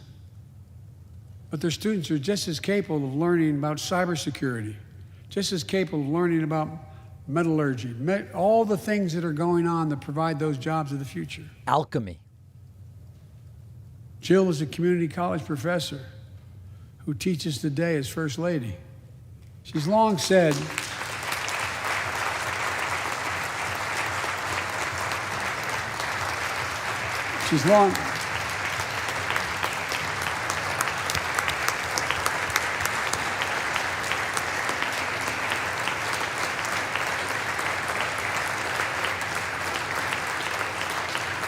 Debbie Wasserman I've heard it once, I've heard it 1,000 times. Joe, any country that out-educates us is going to out-compete us. She'll be deeply involved in leading this effort. Thank you, Jill. Second thing we need, American Families Plan will provide access to quality, affordable child care. We guarantee. Liz likes it.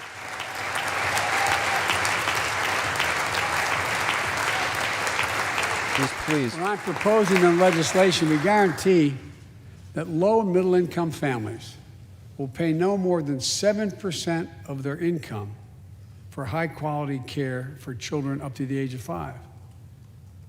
The most hard-pressed working families won't have to spend a dime. Third, the American Families Plan will finally provide up to 12 weeks of paid leave and medical leave, family medical leave. Wow. We're one of the few industrial countries in the world.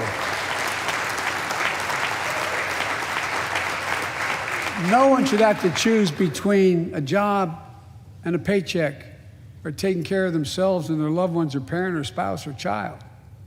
And fourth, the American Family Plan puts directly into the pockets of millions of Americans. In March, we expanded tax credit for every child in a family, up to $3,000 per child if you're under 6 years of age. Over 6 years of age. And $3,600 for children over 6 years of age. Ooh, I think that's under? 2 parents, 2 kids, that's that was confusing. $7,200 in the pockets that are going to help take care of your family. And that will help more than 65 million children and help cut child care poverty in half. And we can afford it. So we did that in the last piece of legislation we passed. But let's extend that child care tax credit at least through the end of 2025. Wow.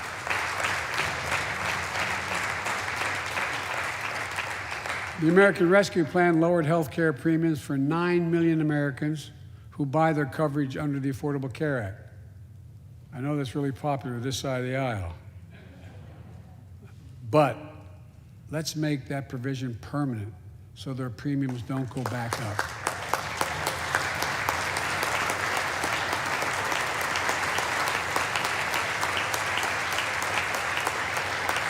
In addition to my family's plan, I'm going to work with Congress to address this year other critical priorities for American families. The Affordable Care Act has been a lifeline for millions of Americans, protecting people with pre-existing conditions, protecting women's health, and the pandemic has demonstrated how badly it's needed. Let's lower deductibles for working families on the Affordable Care Act. And let's lower prescription drug costs. Yeah. I know how to do this. Prescription drugs was a 100-day promise, which he has failed on. We have to be aware of that. Lauren Boebert doesn't like anything. That is objective. We all know how outrageously expensive drugs are in America. In fact, we pay the highest prescription drug prices of anywhere in the world, right here in America. They shouldn't even show Boebert. Nearly 3 times for the same drug. Nearly 3 times. Okay. What other countries pay. We have to change that, and we can.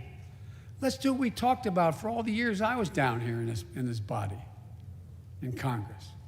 Let's give Medicare the power to save hundreds of billions of dollars by negotiating lower drug prescription prices. Right, but we got to do it, is the thing. Cruz wants higher. And by the way, it won't just help people on Medicare. Lower prescription drug costs for everyone. And the money we save, which is billions of dollars, can go to strengthen the Affordable Care Act and expand Medicare coverage benefits without costing taxpayers an additional penny. It's within our power to do it. Let's do it now. Good luck working with these people, though. We've talked about it long enough. Democrats and Republicans, let's get it done this year. This is all about a simple premise. Health care should be a right, not a privilege in America. Show Bernie. Cut to Bernie. So. No, that's not Bernie. How do we pay for my jobs and family plan? Right. I made it clear we can do it without increasing the deficits. Let's start with what I will not do. Okay. I will not impose any tax increase on people making less than $400,000. But it's time for corporate America. Uh-oh. And the wealthiest 1% of Americans to just begin to pay their fair share. Just their fair share. Willard's in trouble. Calling his financial advisor, saying sell before the cap gains rate goes I have up. arguments with my friends in the Democratic Party. I think you should be able to become a billionaire and a millionaire, but pay your fair share. A recent study shows that 55 of the nation's biggest corporations paid 0 federal tax last year. 0. Those 55 corporations made in excess of $40 billion in profit. Nancy has options in 12 of them. Paid taxes through tax havens in Switzerland and Bermuda and the Cayman Islands. And they benefit from tax loopholes and deductions for offshoring jobs and shifting profits overseas. It's not right. We're going to reform corporate taxes so they pay their fair share and help pay for the public investments their businesses will benefit from as well.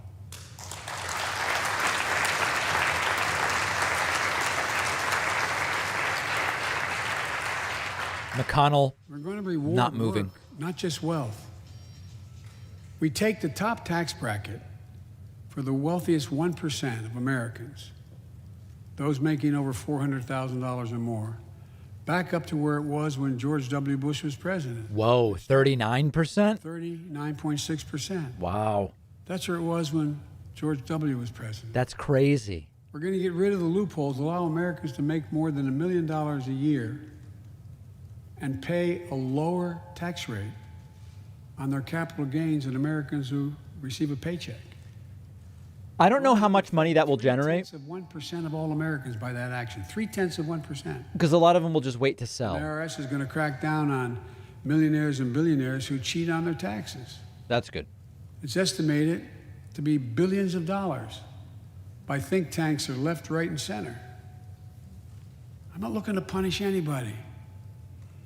But I will not add a tax burden, additional tax burden to the middle class in this country. They're already paying enough. I believe what I propose is fair, fiscally responsible, and it raises revenue to pay for the plans I propose and will create millions of jobs that will grow the economy and enhance our financial standing in the country. When you hear someone say they don't want to raise taxes on the wealthiest 1% or corporate America, ask them, whose taxes you want to raise? Instead, who's they going to cut? Look, the big tax cut of 2017. Remember, it was supposed to pay for itself. That was how it was told. Yeah, right. And generate vast economic growth. Can you imagine? Instead, it added $2 trillion to the deficit. It was a huge windfall for corporate America and those at the very top. Instead of using the tax saving to raise wages and invest in research and development, it poured billions of dollars into the pockets of CEOs. In fact, the pay gap between CEOs and their workers is now among the largest in history. According to one study, CEOs make 320 times what the average worker in their corporation makes. It used to be below 100. The pandemic has only made things worse. 20 million Americans lost their job in the pandemic, working and middle-class Americans. At the same time, roughly 650 billionaires in America saw their net worth increase by more than $1 trillion in the same exact period. Let me say it again. 650 people increased their wealth by more than $1 trillion during this pandemic. And they're now worth more than $4 trillion. My fellow Americans, trickle down economics has never worked. And it's time to grow the economy from the bottom and the middle out. Like I said, the opposite of Reaganomics. The opposite of Reaganomics. We'll have a big story on that tomorrow. You know, there's a broad consensus of economists left, right, and center, and they agree what I'm proposing will help create millions of jobs and generate historic economic growth. That's true. These are among the highest values investments we can make as a nation. I've often said our greatest strength is the power of our example, not just the example of our power. In my conversations with world leaders, and I've spoken to over 38, 40 of them now, I've made it known that America's back. And you know what they say? The comment I hear most of all from them? We know. They say, we see America's back. Oh. But for how long? But for how long? My fellow Americans, we have to show not just that we're back, but that we're back to stay. And that we aren't going to go it alone. 75 million Trumpists have something to say about that. Leading with our allies. No one nation can deal with all the crises of our time, from terrorism to nuclear proliferation, mass migration, cybersecurity, climate change, as well as what we're experiencing now, pandemics. There's no wall high enough to keep any virus out. And our own vaccine supply, as it grows to meet our needs, and we're meeting them, will become an arsenal for vaccines for other countries, just as America was an arsenal for democracy for the world, and in consequence influence the world. But every American will have access before that occurs. Every American will have access to be fully covered by COVID-19 from the vaccines we have. Look, the climate crisis is not our fight alone, it's a global fight. The United States accounts, as all of you know, less than 15% of carbon emissions. The rest of the world accounts for 85%. That's why I kept my commitment to rejoin the Paris Accord, because if we do everything perfectly, it's not going to only matter. I kept my commitment to convene a climate summit right here in America with all the major economies of the world: China, Russia, India, European Union. And I said I'd do it in my first 100 days. I want to be very blunt about it. My attempt was to make sure that the world could see there was a consensus, that we are at an inflection point in history. The consensus is if we act to save the planet, we can create millions of jobs and economic growth and opportunity to raise the standard of living of almost everyone around the world. If you watched any of it and you were all busy, I'm sure you didn't have much time. That's what virtually every nation said, even the ones that aren't doing their fair share. The investments I proposed tonight also advance the foreign policy, in my view, that benefits the middle class.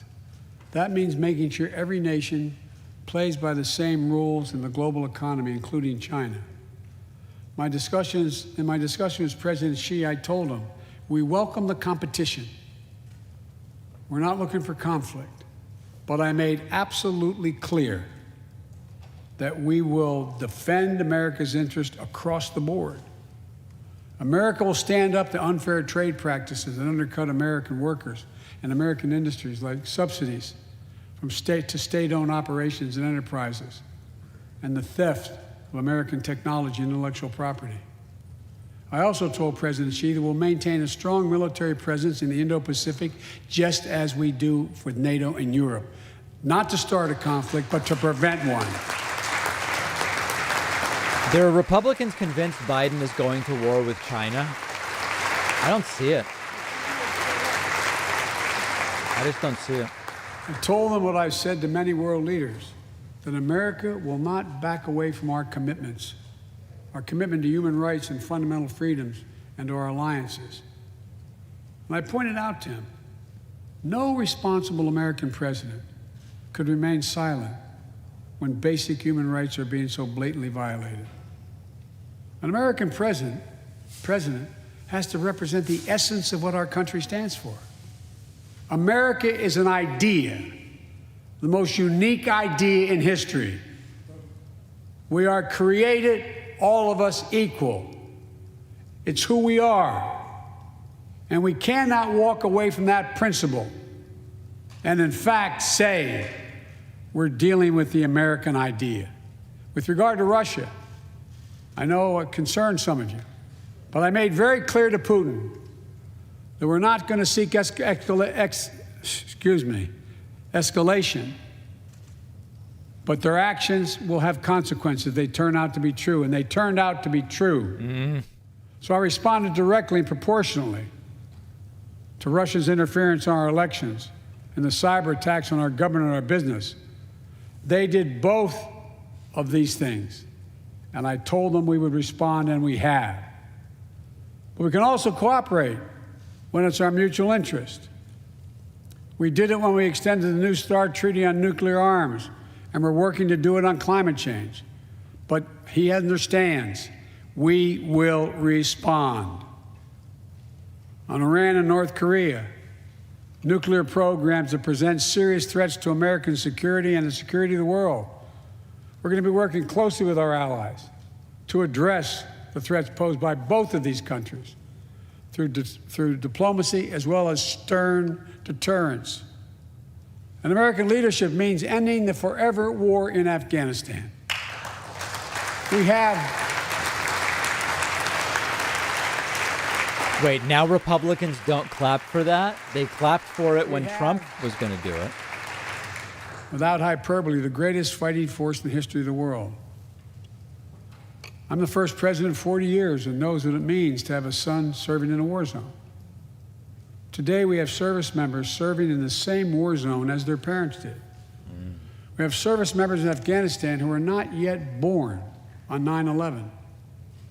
The war in Afghanistan, as we remember the debates here, were never meant to be multi-generational undertakings of nation building. Lloyd Austin double masked. We went to Afghanistan to get the terrorists who attacked us on 9/11. And we said we would follow Osama bin Laden to the gates of hell to do it. If you've been in the upper Konar Valley, you've kind of seen the gates of hell. And we delivered justice to bin Laden.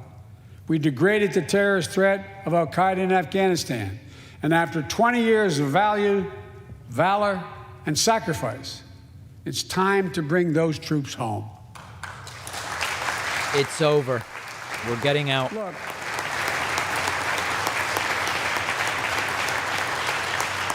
even as we do, we'll maintain over-the-horizon capacity to suppress future threats to the homeland. And make no mistake, in 20 years, terrorism has metastasized. The threat has evolved way beyond Afghanistan. Those of you in the intelligence committees, the foreign relations committee, defense committees, you know well, we have to remain vigilant against the threats to the United States wherever they come from. Al-Qaeda and ISIS are in Yemen, Syria, Somalia, other places in Africa, in the Middle East, and beyond. And we won't ignore what our intelligence agencies have determined to be the most lethal terrorist threat to the homeland today. White supremacy is terrorism. There it is. We're not going to ignore that either. My fellow Americans, look. Nicely done. To come together to heal the soul of this nation. It was nearly a year ago before her father's funeral when I spoke with Gianna Floyd, George Floyd's young daughter. She's a little tyke, so I was kneeling down to talk to her so I could look her in the eye. She looked at me, she said, "My daddy changed the world." Well, after the conviction of George Floyd's murderer, we can see how right. You won't even say his name. If we have the courage to act. I like the not saying his name. We've all seen the knee of injustice on the neck of Black Americans. Now's our opportunity to make some real progress. The vast majority of men and women wearing a uniform and a badge serve our communities, and they serve them honorably. I know them. I know they want.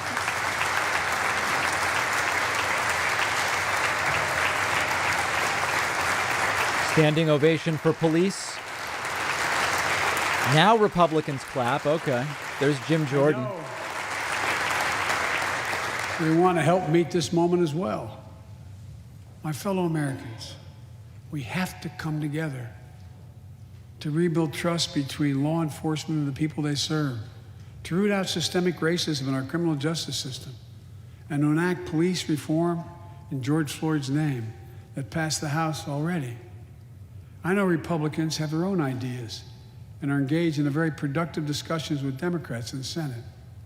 We need to work together to find a consensus. But let's get it done next month, by the first anniversary of George Floyd's death.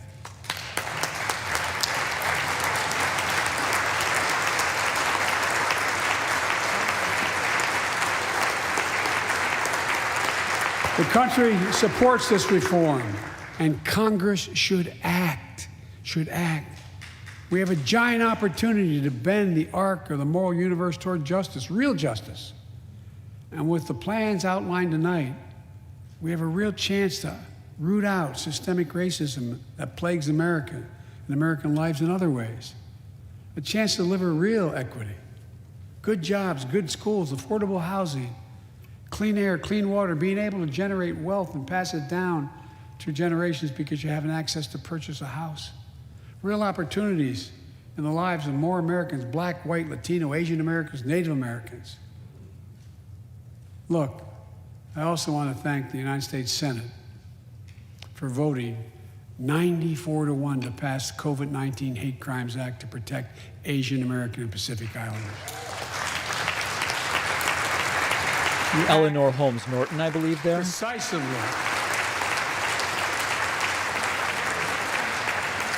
You can see on television the viciousness of the hate crimes we've seen over the past year, and for too long. I urge the House to do the same and send that legislation to my desk, which I will gladly, anxiously sign. I also hope Congress will get to my desk the Equality Act to protect LGBTQ Americans. Just get it done.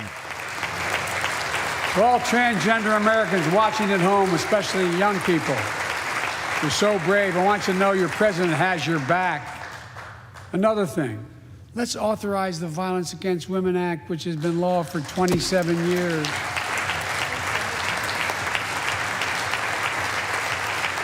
A lot of silent, still people in that room, huh? It'll close the act that has to be authorized now, will close the boyfriend loophole to keep guns out of the hands of abusers. The court order said this is an abuser. You can't own a gun. Would love a mention of DC statehood. It's to close that loophole that existed. You know, it's estimated that 50 women are shot and killed by an intimate partner every month in America. 50 a month. Let's pass it and save some lives.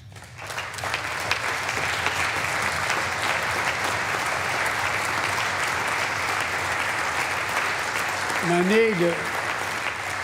I need not tell anyone this, but gun violence has become an epidemic in America. The flag at the White House was still flying at half-mast for the 8 victims of the mass shooting in Georgia, when 10 more lives were taken in a mass shooting in Colorado. It's basically permanent half-mast. And in the week in between those two events, 250 other Americans were shot dead in the streets of America. Right. 250 shot dead. I know how hard it is to make progress on this issue. In the 90s, we passed universal background checks, a ban on assault weapons and high-capacity magazines that hold 100 rounds that can be fired off in seconds. Delusional Boebert, just shaking her head at everything. Mass shootings and gun violence decline. Check out the report over 10 years. Probably tried to carry a gun in there tonight. In the early 2000s, the law expired. We've seen daily bloodshed since. I'm not saying if the law continued, we wouldn't see bloodshed. Is there anyone more vile than Boebert? More than 2 weeks ago in the Rose Garden, surrounded by some of the bravest people I know, the survivors and families who lost loved ones to gun violence, I laid out several of the Department of Justice actions that are being taken to impact on this epidemic. One of them is banning so-called ghost guns. These are homemade guns built from a kit that includes directions how to finish the firearm. The parts have no serial numbers, so they show up at crime scenes and they can't be traced. The buyers of these ghost gun kits aren't required to pass any background check. Anyone, from a criminal or terrorist, could buy this kit and within 30 minutes have a weapon that's lethal. Yeah, but the Second Amendment, you know. And I'll do everything in my power to protect the American people from this epidemic of gun violence, but it's time for Congress to act as well. Look,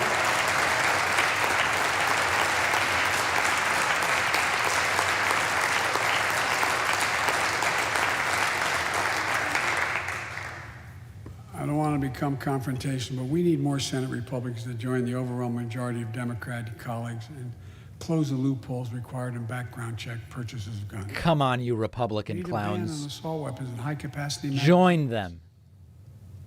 And don't tell me it can't be done. We did it before and it worked. Talk to most responsible gun owners and hunters. They'll tell you there's no possible justification for having 100 rounds in a weapon. What do you think, deer wearing Kevlar vests?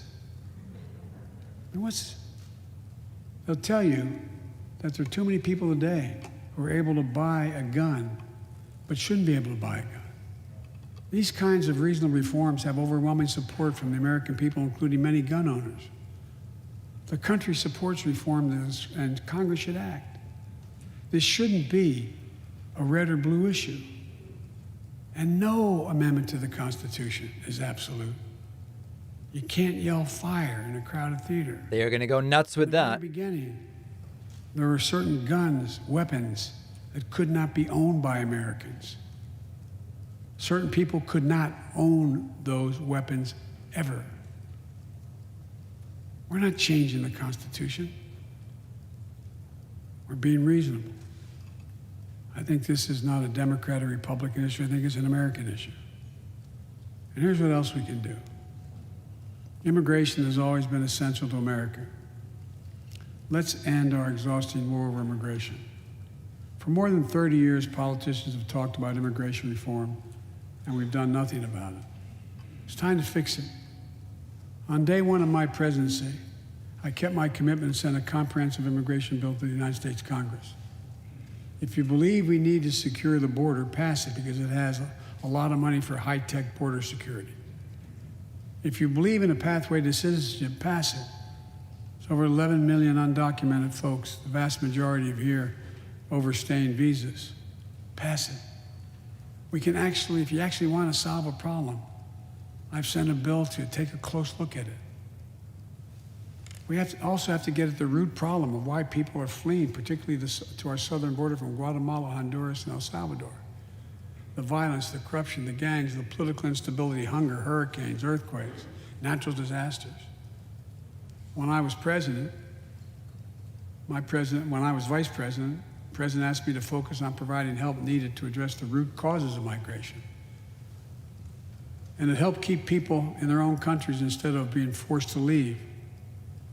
The plan was working, but the last administration decided it was not worth it. I'm restoring the program and asked Vice President Harris to lead our diplomatic effort to take care of this. I have absolute confidence she'll get the job done. Now look, if you don't like my plan, let's at least pass what we all agree on. Congress needs to pass legislation this year to finally secure protection for dreamers. Right. The young people just get that off the table. Know America as their home.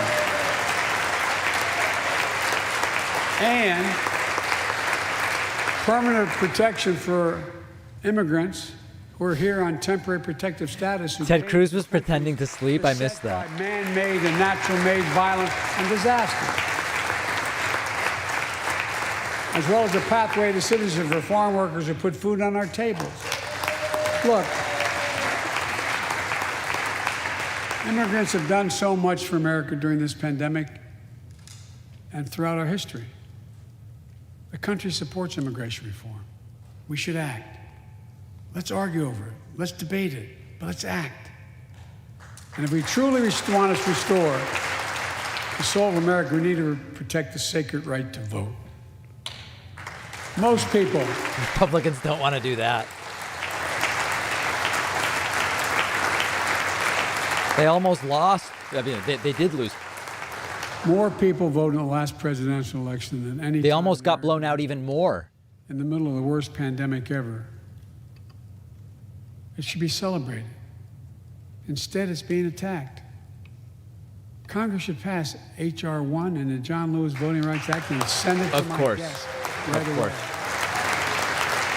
Shouldn't even be a controversy. And Congress should act now. Look, they're just against everything. Tonight, the image of a violent mob assaulting this Capitol, desecrating our democracy, remain vivid in all our minds. Lives were put at risk, many of your lives. Lives were lost. Extraordinary courage was summoned. The insurrection was an existential crisis, a test of whether our democracy could survive, and it did. But the struggle is far from over. The question of whether our democracy will long endure is both ancient and urgent. As old as our republic, still vital today. Can our democracy deliver on its promise that all of us, created equal in the image of God, had a chance to lead lives of dignity, respect, and possibility? Can our democracy deliver to the most pressing needs of our people? Can our democracy overcome the lies, anger, hate, and fears that have pulled us apart? America's adversaries, the autocrats of the world, are betting we can't. And I promise you they're betting we can't. They believe we're too full of anger and division and rage. They look at the images of the mob that assaulted the Capitol as proof that the sun is setting on American democracy. But they're wrong. You know it, I know it. But we have to prove them wrong. We have to prove democracy still works, that our government still works, and we can deliver for our people. In our first 100 days together, we've acted to restore people's faith in democracy to deliver. We're vaccinating the nation. We're creating hundreds of thousands of new jobs. We're delivering real results to people. They can see it, feel it in their own lives. Opening doors of opportunity, guaranteeing some more fairness and justice. That's the essence of America. That's democracy in action. Our Constitution opens with the words, as trite as it sounds, we the people.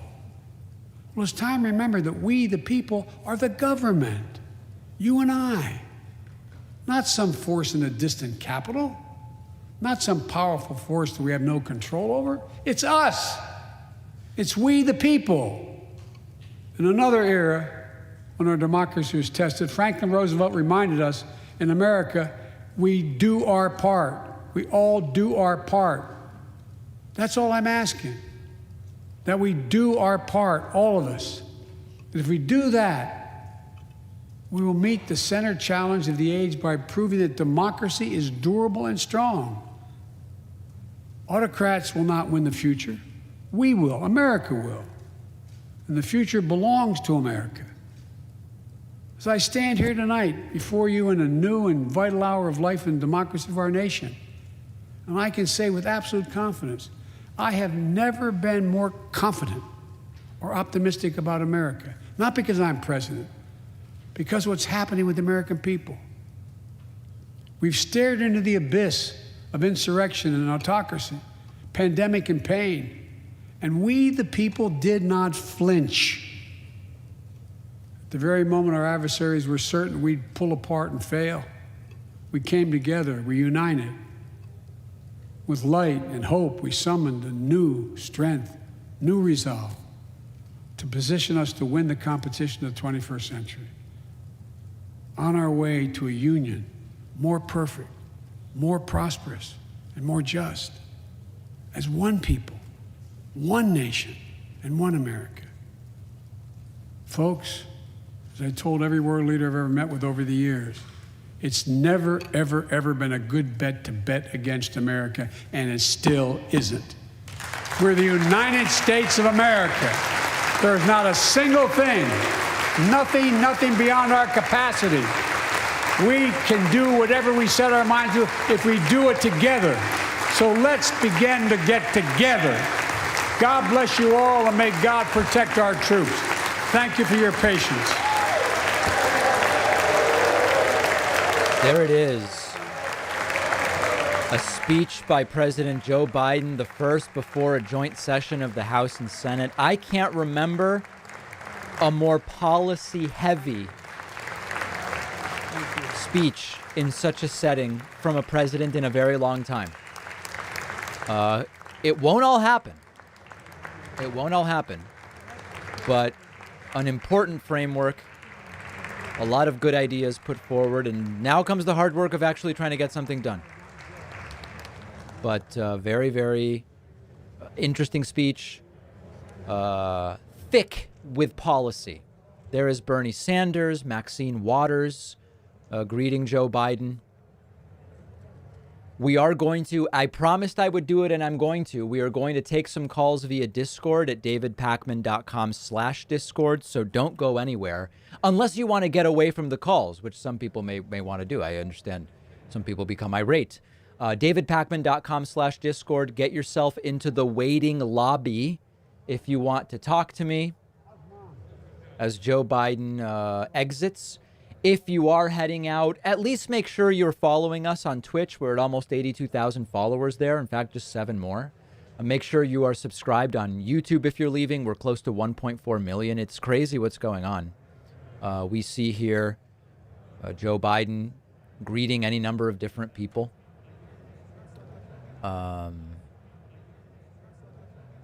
Let's hear from some people now. Let's just jump right in as we observe what it is that that is going on. Why don't we go to, oh, I don't know. Let's go to Manuel from Texas. You're on the air. Hello, hello. Hi, how are you? Doing pretty well. How about yourself? Doing well. Well, I just obviously finished up watching the joint session like you did, and I think it's like obviously Joe Biden is attempting to try to bring Congress pretty well, but I just still have a feeling that the Republicans are still not going to care at the end of the day. Of course. And I'm just worried about like how would he actually try to do this type of stuff? He's going to have to do it without them. He's going to have to do it without them, quite frankly. And I think that what Joe Biden did today, I don't know that it will convince any Republicans, but it will make them look more obstructionist when they don't participate in any way, shape, or form. But I agree. They barely clapped for ending cancer. You know what I mean? It's like these are not people that are going to work with him on anything. Yeah, and my also kind of like worry as well is that like some of the Senate Democrats as well. It's like, yeah, they're like, obviously part of the Democratic Party, but they do have some Republican ideology type of, more traditional Republican ideology type of stuff. But that as well might just hinder a decent amount of this stuff as well. And I'm pretty much worried about that just overall in general. Yeah, I mean, listen, the concern now is how much of this stuff can he get done? I think that's absolutely a fair question, but let's see. Let's now see. For sure. All right. All right. Thank you, Manuel from Texas. Very much appreciate hearing from you. Let's go next to Zachary from Tennessee. Zachary, what's on your mind? Hey, David. Hi. I was just rereading Griftopia by Matt Taibbi, and I don't know if you caught the part where Biden opened up with saying that, there are good people on Wall Street, but I just wanted to know if you thought that the tax increase on the ultra-wealthy was feasible, based on how they're able to rig the tax code and basically write it themselves. It seems unlikely to me. Yeah, I think that I'm not familiar with the book that you're mentioning, but I don't think the capital gains increase is going to happen. And the thing is, even if it did, people will just wait to sell on the basis that at some point the capital gains rate will probably go down again. And there may be certain vehicles you can move money directly into in order to avoid that. I don't think it's going to happen. And you're right that if it did, there's going to be very few people actually paying that higher rate, 40% on capital gains. Yeah, I also seem very wary just because of the inability to get people like Manchin and Sinema on board for any type of meaningful tax increase. Yeah, I don't think the cap gains thing will happen. I think going to 39 from 36 will probably happen. Yeah. Do you think we could see an increase in the top marginal tax rate back to what it was in the Obama era? Yeah, that's what I just said, 36 to 39. Oh, okay. Yeah. Thank you. Yep, my pleasure. I believe this is Richard Neal, friend of the show, who has been on the program before. I'm going just by looking at the back of his head, which makes it a little difficult to know for sure. But I think that that's who that is. Let's go next. Where are we going next? There are many, many people who want to get on here. How about Sam from Alabama? Sam, you're on the air. Hi, David. Thanks for choosing me. Pleasure. I talked to you back in December, I think, after the. Anyway, sorry, Very good. I always get nervous, but I was just going to ask you. I'm sorry. I'm drawing a blank. You'll have to go to the next person. All right. Thank you very much. Very much appreciate the call from Alabama. Very good. Let's go next to Brenda from Minnesota. You're on the air. Well, hello, David. How are you doing today? I'm doing well, thank you. Yes. Twice in a row. I don't have anything, David. Are you busy, Brenda? It sounds like are you making a puzzle or building a model airplane or something there? That's the fan at the back of my PC. Oh, I got you. So I expect the conservatives to really react to. I'm transgender. I've called in before. I've talked to you before. I think that they will. They're going to really focus on this, and they're going to really get pretty offensive. I mean, it's a daily thing for me on the internet, but not in real life because I live in Minnesota. We're sane here, but I do appreciate his mentioning those things and saying those things because it was a very different world. Growing up, it was a completely different world for me.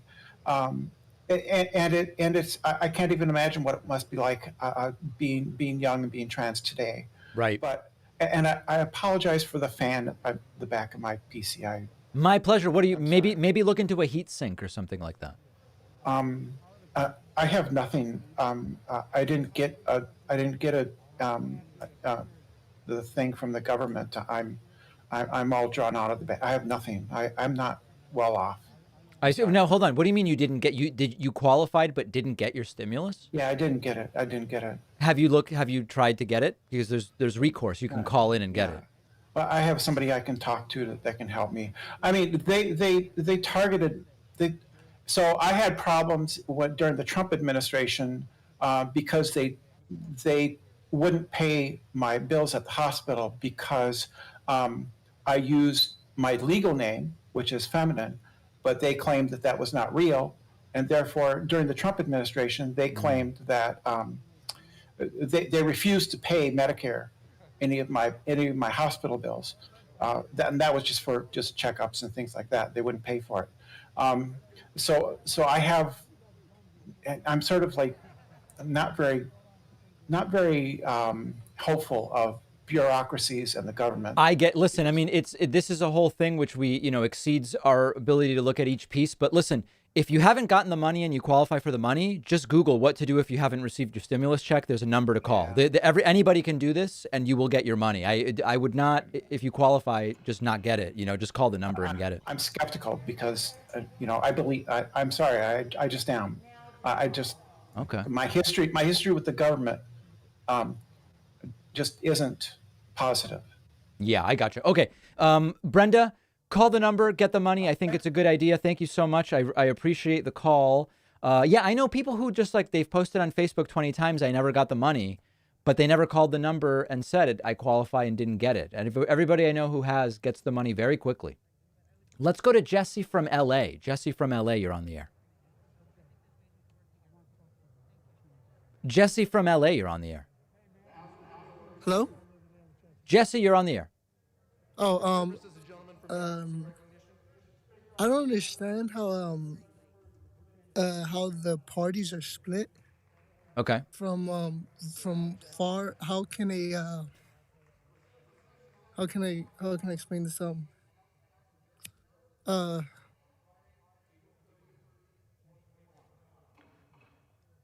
that religion? I'm sorry. And the president covered several topics, including the economy, the coronavirus. Sorry, what? Race in America, along with gun. Oh, can you put me on hold? I'm sorry. Okay, you want to be off. All right, very good. That one did not go. It didn't go poorly. It just didn't really go anywhere.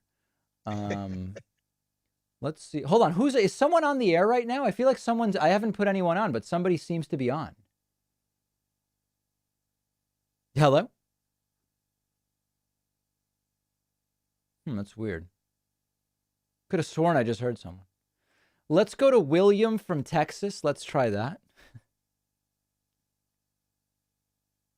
William from Texas, you're on the air. Hey, David, can you hear me? Yes, I can. Hey, buddy. Good to talk to you. Big fan of the show. Thank you. Really quick. Going into this speech, I characterize myself as a social democrat. Yes. And I didn't have high expectations, but to hear a president for the first time say trickle-down economics has never worked, yes, was actually relieving. And I was like, oh my gosh, a Bernie bro gone Biden stand. Well, what's interesting is before this, I said that you were going to see basically the antithesis of Reaganomics during the speech. I didn't expect Biden to actually say trickle-down economics has never worked. But then he actually said it, and I was thrilled. I loved it. And also something that I've been worried about is that for me, what I thought COVID was essentially the end of American hegemony. Going into this era of China essentially overtaking every aspect, whether it's Xi's Silk Road, right, or just competing in the global marketplace. That I was essentially not optimistic, but honestly, I know, like you were saying during the show, that hey, probably not everything that he talked about is going to get passed, but sure, it has left me feeling optimistic, and I hope my fellow Americans feel the same way. Beautiful. And you don't think Biden's going to war with China, do you? I don't. Yeah. I don't. I do think in terms of a global trade war again, I think hopefully he has better policy experts than Trump. I know that's not saying much. But yeah. I do think that he should build a global coalition, whether it's South Korea, Japan, Singapore, Taiwan, so that we can actually address the problem that is rising overseas. So I think it's absolutely absurd, but is it out of the realm of possibility? No, I don't. Beautiful. So to rank your call, 10 on audio quality, absolutely pristine audio quality. 9.5 on getting directly into your question without asking how I'm doing. Very good. Only a 7 on accent. If you were Scottish, you would have had a perfect score across the board, but you can't do much about that. David, I have to say, I have my own podcast, and you are one of the few people that I can point to that have inspired me to do my podcast. So thank you. I appreciate it. But no, seriously, I love listening to you every day, and I hope to jump back on the show eventually. Let's do it. All right, we will flag you as a good caller and composite score 27, which is very strong. Very strong. Beautiful. All right, thank you. There it is. It's going to be hard to top that. That will be very difficult to surpass. But we'll try a little bit. Let's go to Isaac from Ohio. You're on the air. Hello, David. I apologize for the swearing. How are you doing today? We're doing well.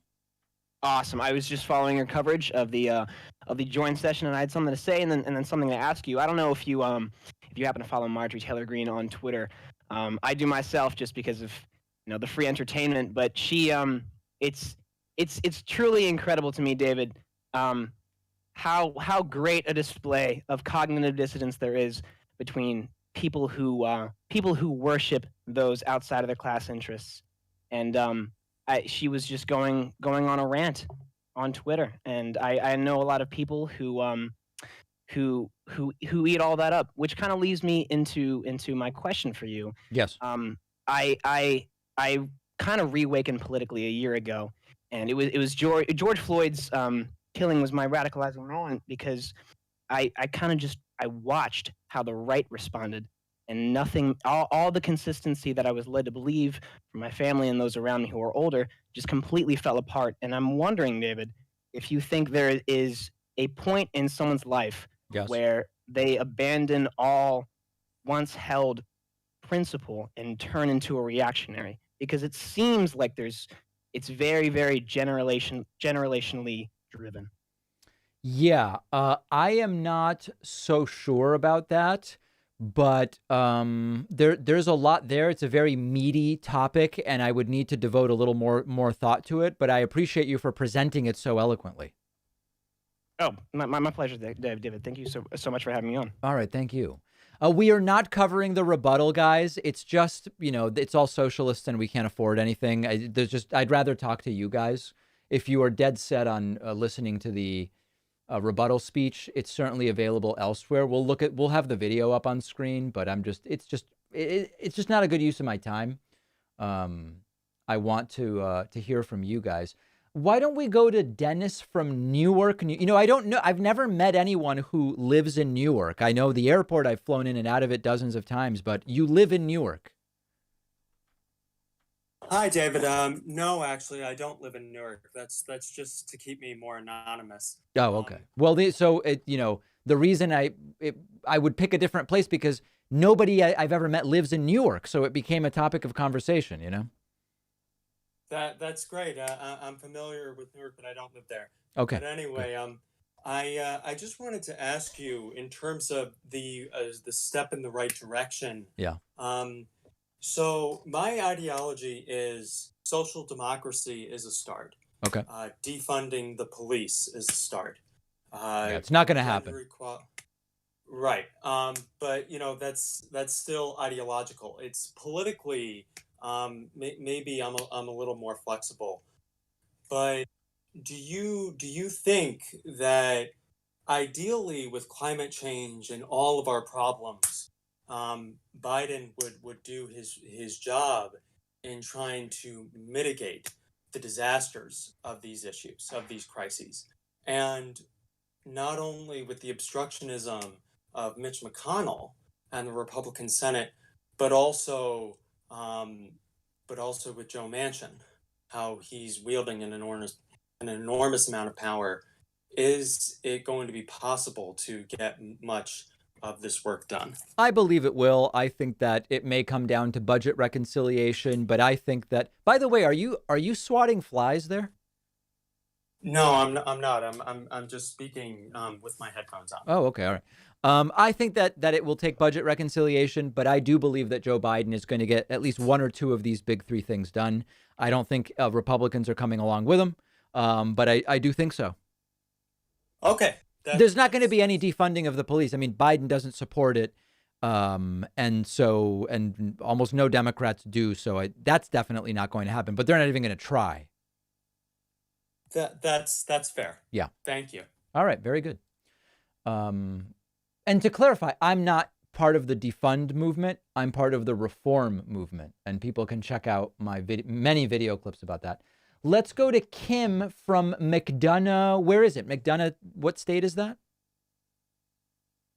Kim? Kim from McDonough? Please unmute, Kim. Last chance for Kim from McDonough. All right. That's too bad. Let's see who else we have today. Trying to go to someone we've not maybe spoken to before. How about, I don't know. How about Sarah from Milwaukee, Wisconsin? Hello. Hi. So I had a lovely conversation with a bunch of my friends since we're all vaccinated and got to actually like see each other in person. Okay. And while we were speaking, we had a really interesting, I suppose not even proposal, prediction come up. One of our friends suggested that he doesn't see Republicans coming back into power or of any sort until 2032. Yeah. I mean, who the hell knows? See, the thing is, we can't even predict what will happen between now and 2022 that will impact that midterm. So it's just like, what is there to even argue about? You know, who the hell knows what's going to happen in 2032? Right. I mean, there's part of me that really would love that to happen because I think there's more progress that's going to be happening if Republicans are not getting their strange death cult clause on everything. I mean, what I would say is, historically speaking, it's probably not true that Republicans won't take control of something before 2032. That's typically the way it's gone. So my main thing is, I don't think we can predict anything 10 years out. But if it's even odds, I would probably bet Republicans do take control of something before 2032, because that's typically the way it's gone in history. Right. It's like maybe 8 years, but then something else has got to give. Yeah, maybe 2022. I mean, they could take the House in 2022. Right. It could be something absolutely crazy. Yeah. I also do have a kind of silly question to ask. Do you think Mitch McConnell is really just a lich? A lich? What does that mean? I'm not familiar with that term. A lich is actually a character from Dungeons and Dragons who is basically an undead wizard. Okay. I am very much out of the entire tabletop type thing, so I couldn't tell you one thing or the other about it. I think he's very turtle-like, but lich I couldn't say. Okay. Thank you very much. All right, Sarah from Milwaukee. Pretty strong call, actually. I don't dislike that call. Let's go to U.S. Navy sailor Donnie from Arkansas. You're on the air. Hi, David. How are you? Just a couple things. So Please. I noticed that Joe Biden didn't mention student loan forgiveness in the speech. That's right. Perhaps that's because maybe that's not necessarily something Congress needs to be instrumental in. I mean, hopefully it's not because it's not much of a priority for him. But from what I've been reading, the administration is looking into it. I'd like to, hear your thoughts on that. And also, just one of my observations, we saw a lot of shots of Lauren Boebert or Babert, whatever you say her name is. Vile woman. Absolutely a garbage human being. And so we saw a lot of shots of her and other Republicans not clapping. And I just want to say these people, they are feckless They are, and they're, I mean, I hate to say it, but they're really fed by delusional and ignorant voters that make up their base. And unfortunately, they're not going away. Mhm. You know, they're going to be Absolutely. a force to be reckoned with. And I don't really know what that means for our country and governing going forward, but they really just are insufferable. They cannot be convinced of anything that is critical of their dear leaders. And I just think we have to be honest about this. We are clearly a divided country, and it's not, you know, just over things like, oh, are tax breaks good or is Yeah. more spending okay? Like, Oh no, it's a much bigger divide.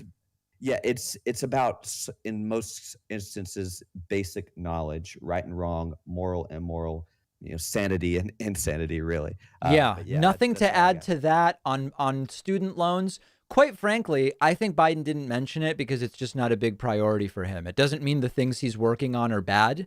I just don't think the student loan thing is a big priority for Biden. Gotcha. Yeah. Yeah. Listen, Donnie, you've scored really highly. I would say 10 on audio quality, 10 on jumping right in, and probably 9 on accent. There's a very slight accent, which we like, I think. Yeah. And very, very good phone call. Yeah, I'm from Arkansas, so I'm sure Right. there is. Thank you. Well, you don't sound like Bill Clinton, though. That's for sure. Oh, no. All right. My really great talking to you. Thanks for All right, having me. very good. So now it's really tough to top. That I don't know how we could possibly supersede. Why don't we try? Let's try Danny from Ireland. Are you up? Are you awake in Ireland still? What is it? 3:30 in the morning there? I am indeed, actually, David. Thank you very much for talking to me. It's really nice watching your show over the last little while. Is this a normal time that you stay up? Probably shouldn't admit that is true, yeah. Okay, very good. I'm a night owl. I kind of run on American time, for lack of a better term. A lot of my friends tend to be Canadians and Americans, so... Well, please proceed. time You're anyway. scoring very highly in the accent category. I was thinking this to myself, that I was like, oh, I have this accent category in the bag. But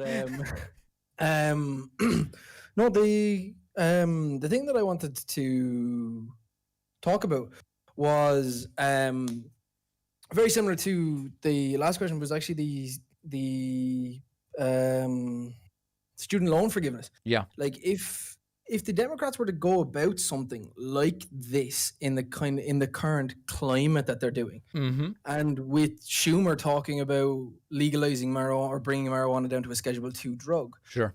do you think do you think that they're going to be able to kind of try to use that revenue, that tax revenue, in order to at least boost those kind of more? Oh, I don't know. I mean, I like the idea, which is you regulate cannabis and then it generates revenue, and then all of a sudden you found the money to do some student loan forgiveness. I just don't think it's just not how these things operate in practice. These are political things. They're not, you're thinking of it like, hey, we found some money here and here's where we can spend it, and it just works perfectly. But that is not how these things actually are negotiated. Mm-hmm. And there's an ideological opposition to paying off student loans for many people. Yeah, one I do understand to a degree. Like it's a super complicated topic. It's really interesting to talk about though, because you do get that kind of, it's one of those issues where both sides kind of have a point, and it's a nice change.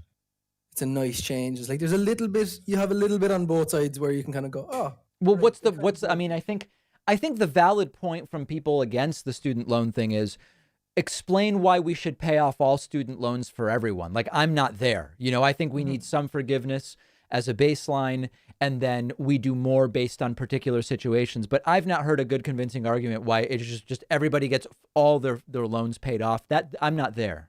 Yeah, I would be very, very similar to that viewpoint. I wouldn't be there. I don't have a reason to be there, because like it's not needed for everybody at the same time. Is we have like, I'm pulling stuff out of thin air, to be fair, but like it's the idea of, you could go about the idea of going through a means test for it and going like, right, just making up figures, right, everybody gets 10 grand of student loan forgiveness, and then means test for more if you need it. Right. So like, oh, I really can't pay this off.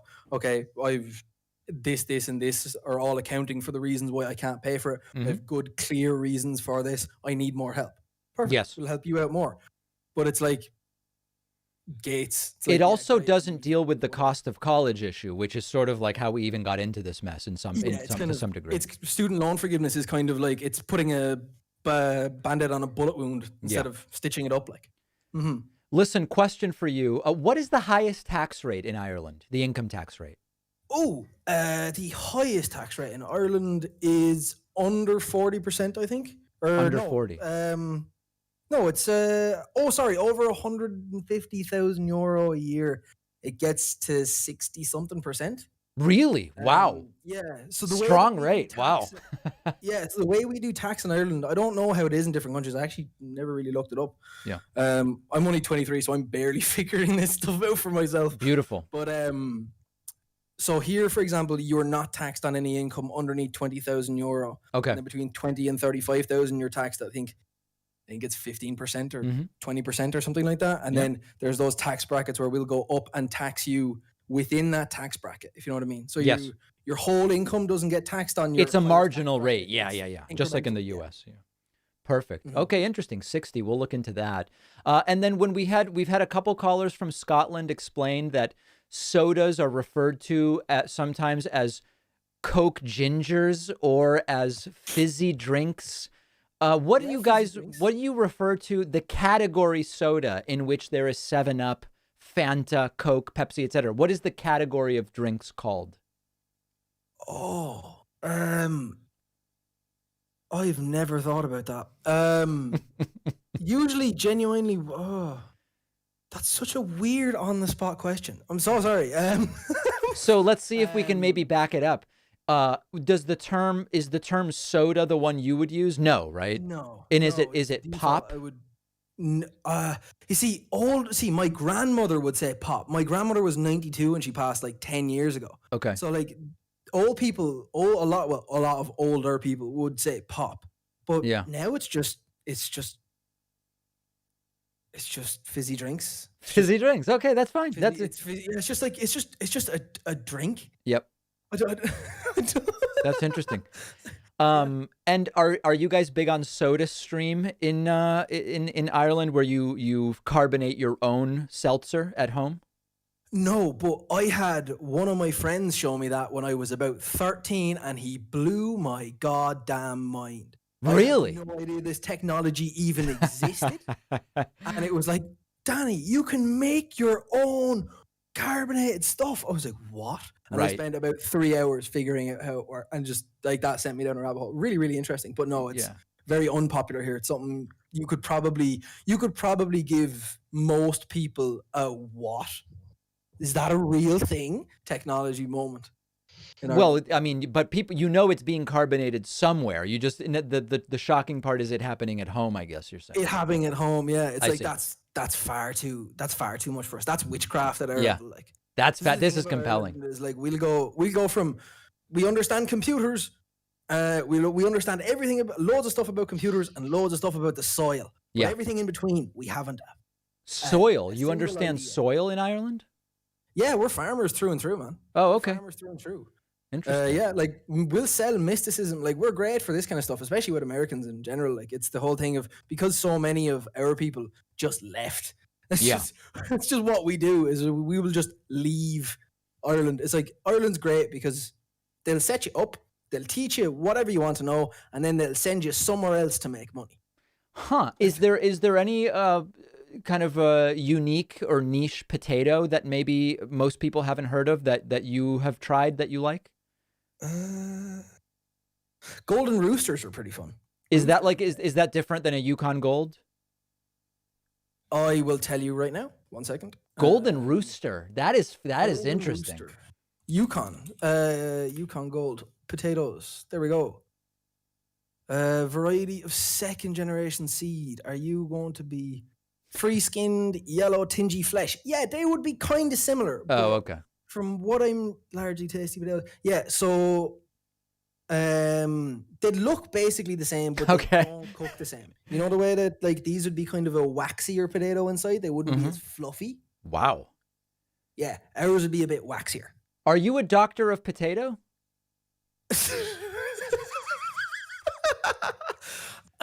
Basically. So for Outside of Ireland, yes. Inside of Ireland, not at all. Okay. Like there's other people who know a lot more than you about it. Yeah. This is crazy. But then if I go out into the world, I could pass as a potato doctor. If I Horseradish and mashed, or yes or no on that? No. No. Okay. All right. I'm gonna have to let you go. Okay. Is that the clincher? Is that the one? That's just too much for me. Yeah, we can't. That's not. That's too much. Yeah. No, but I really do appreciate the phone call. You too, David. Thank you so much for letting me speak. It was really nice to speak to you. Thank you. Golden Rooster. That is something else. All right, everybody. Listen, I appreciate everybody who joined me. We really can't do any better than that. So we're going to end on that. We will be back with so many different things tomorrow. Follow, subscribe, like, report my accounts, all of those different things. And we'll see everybody very soon.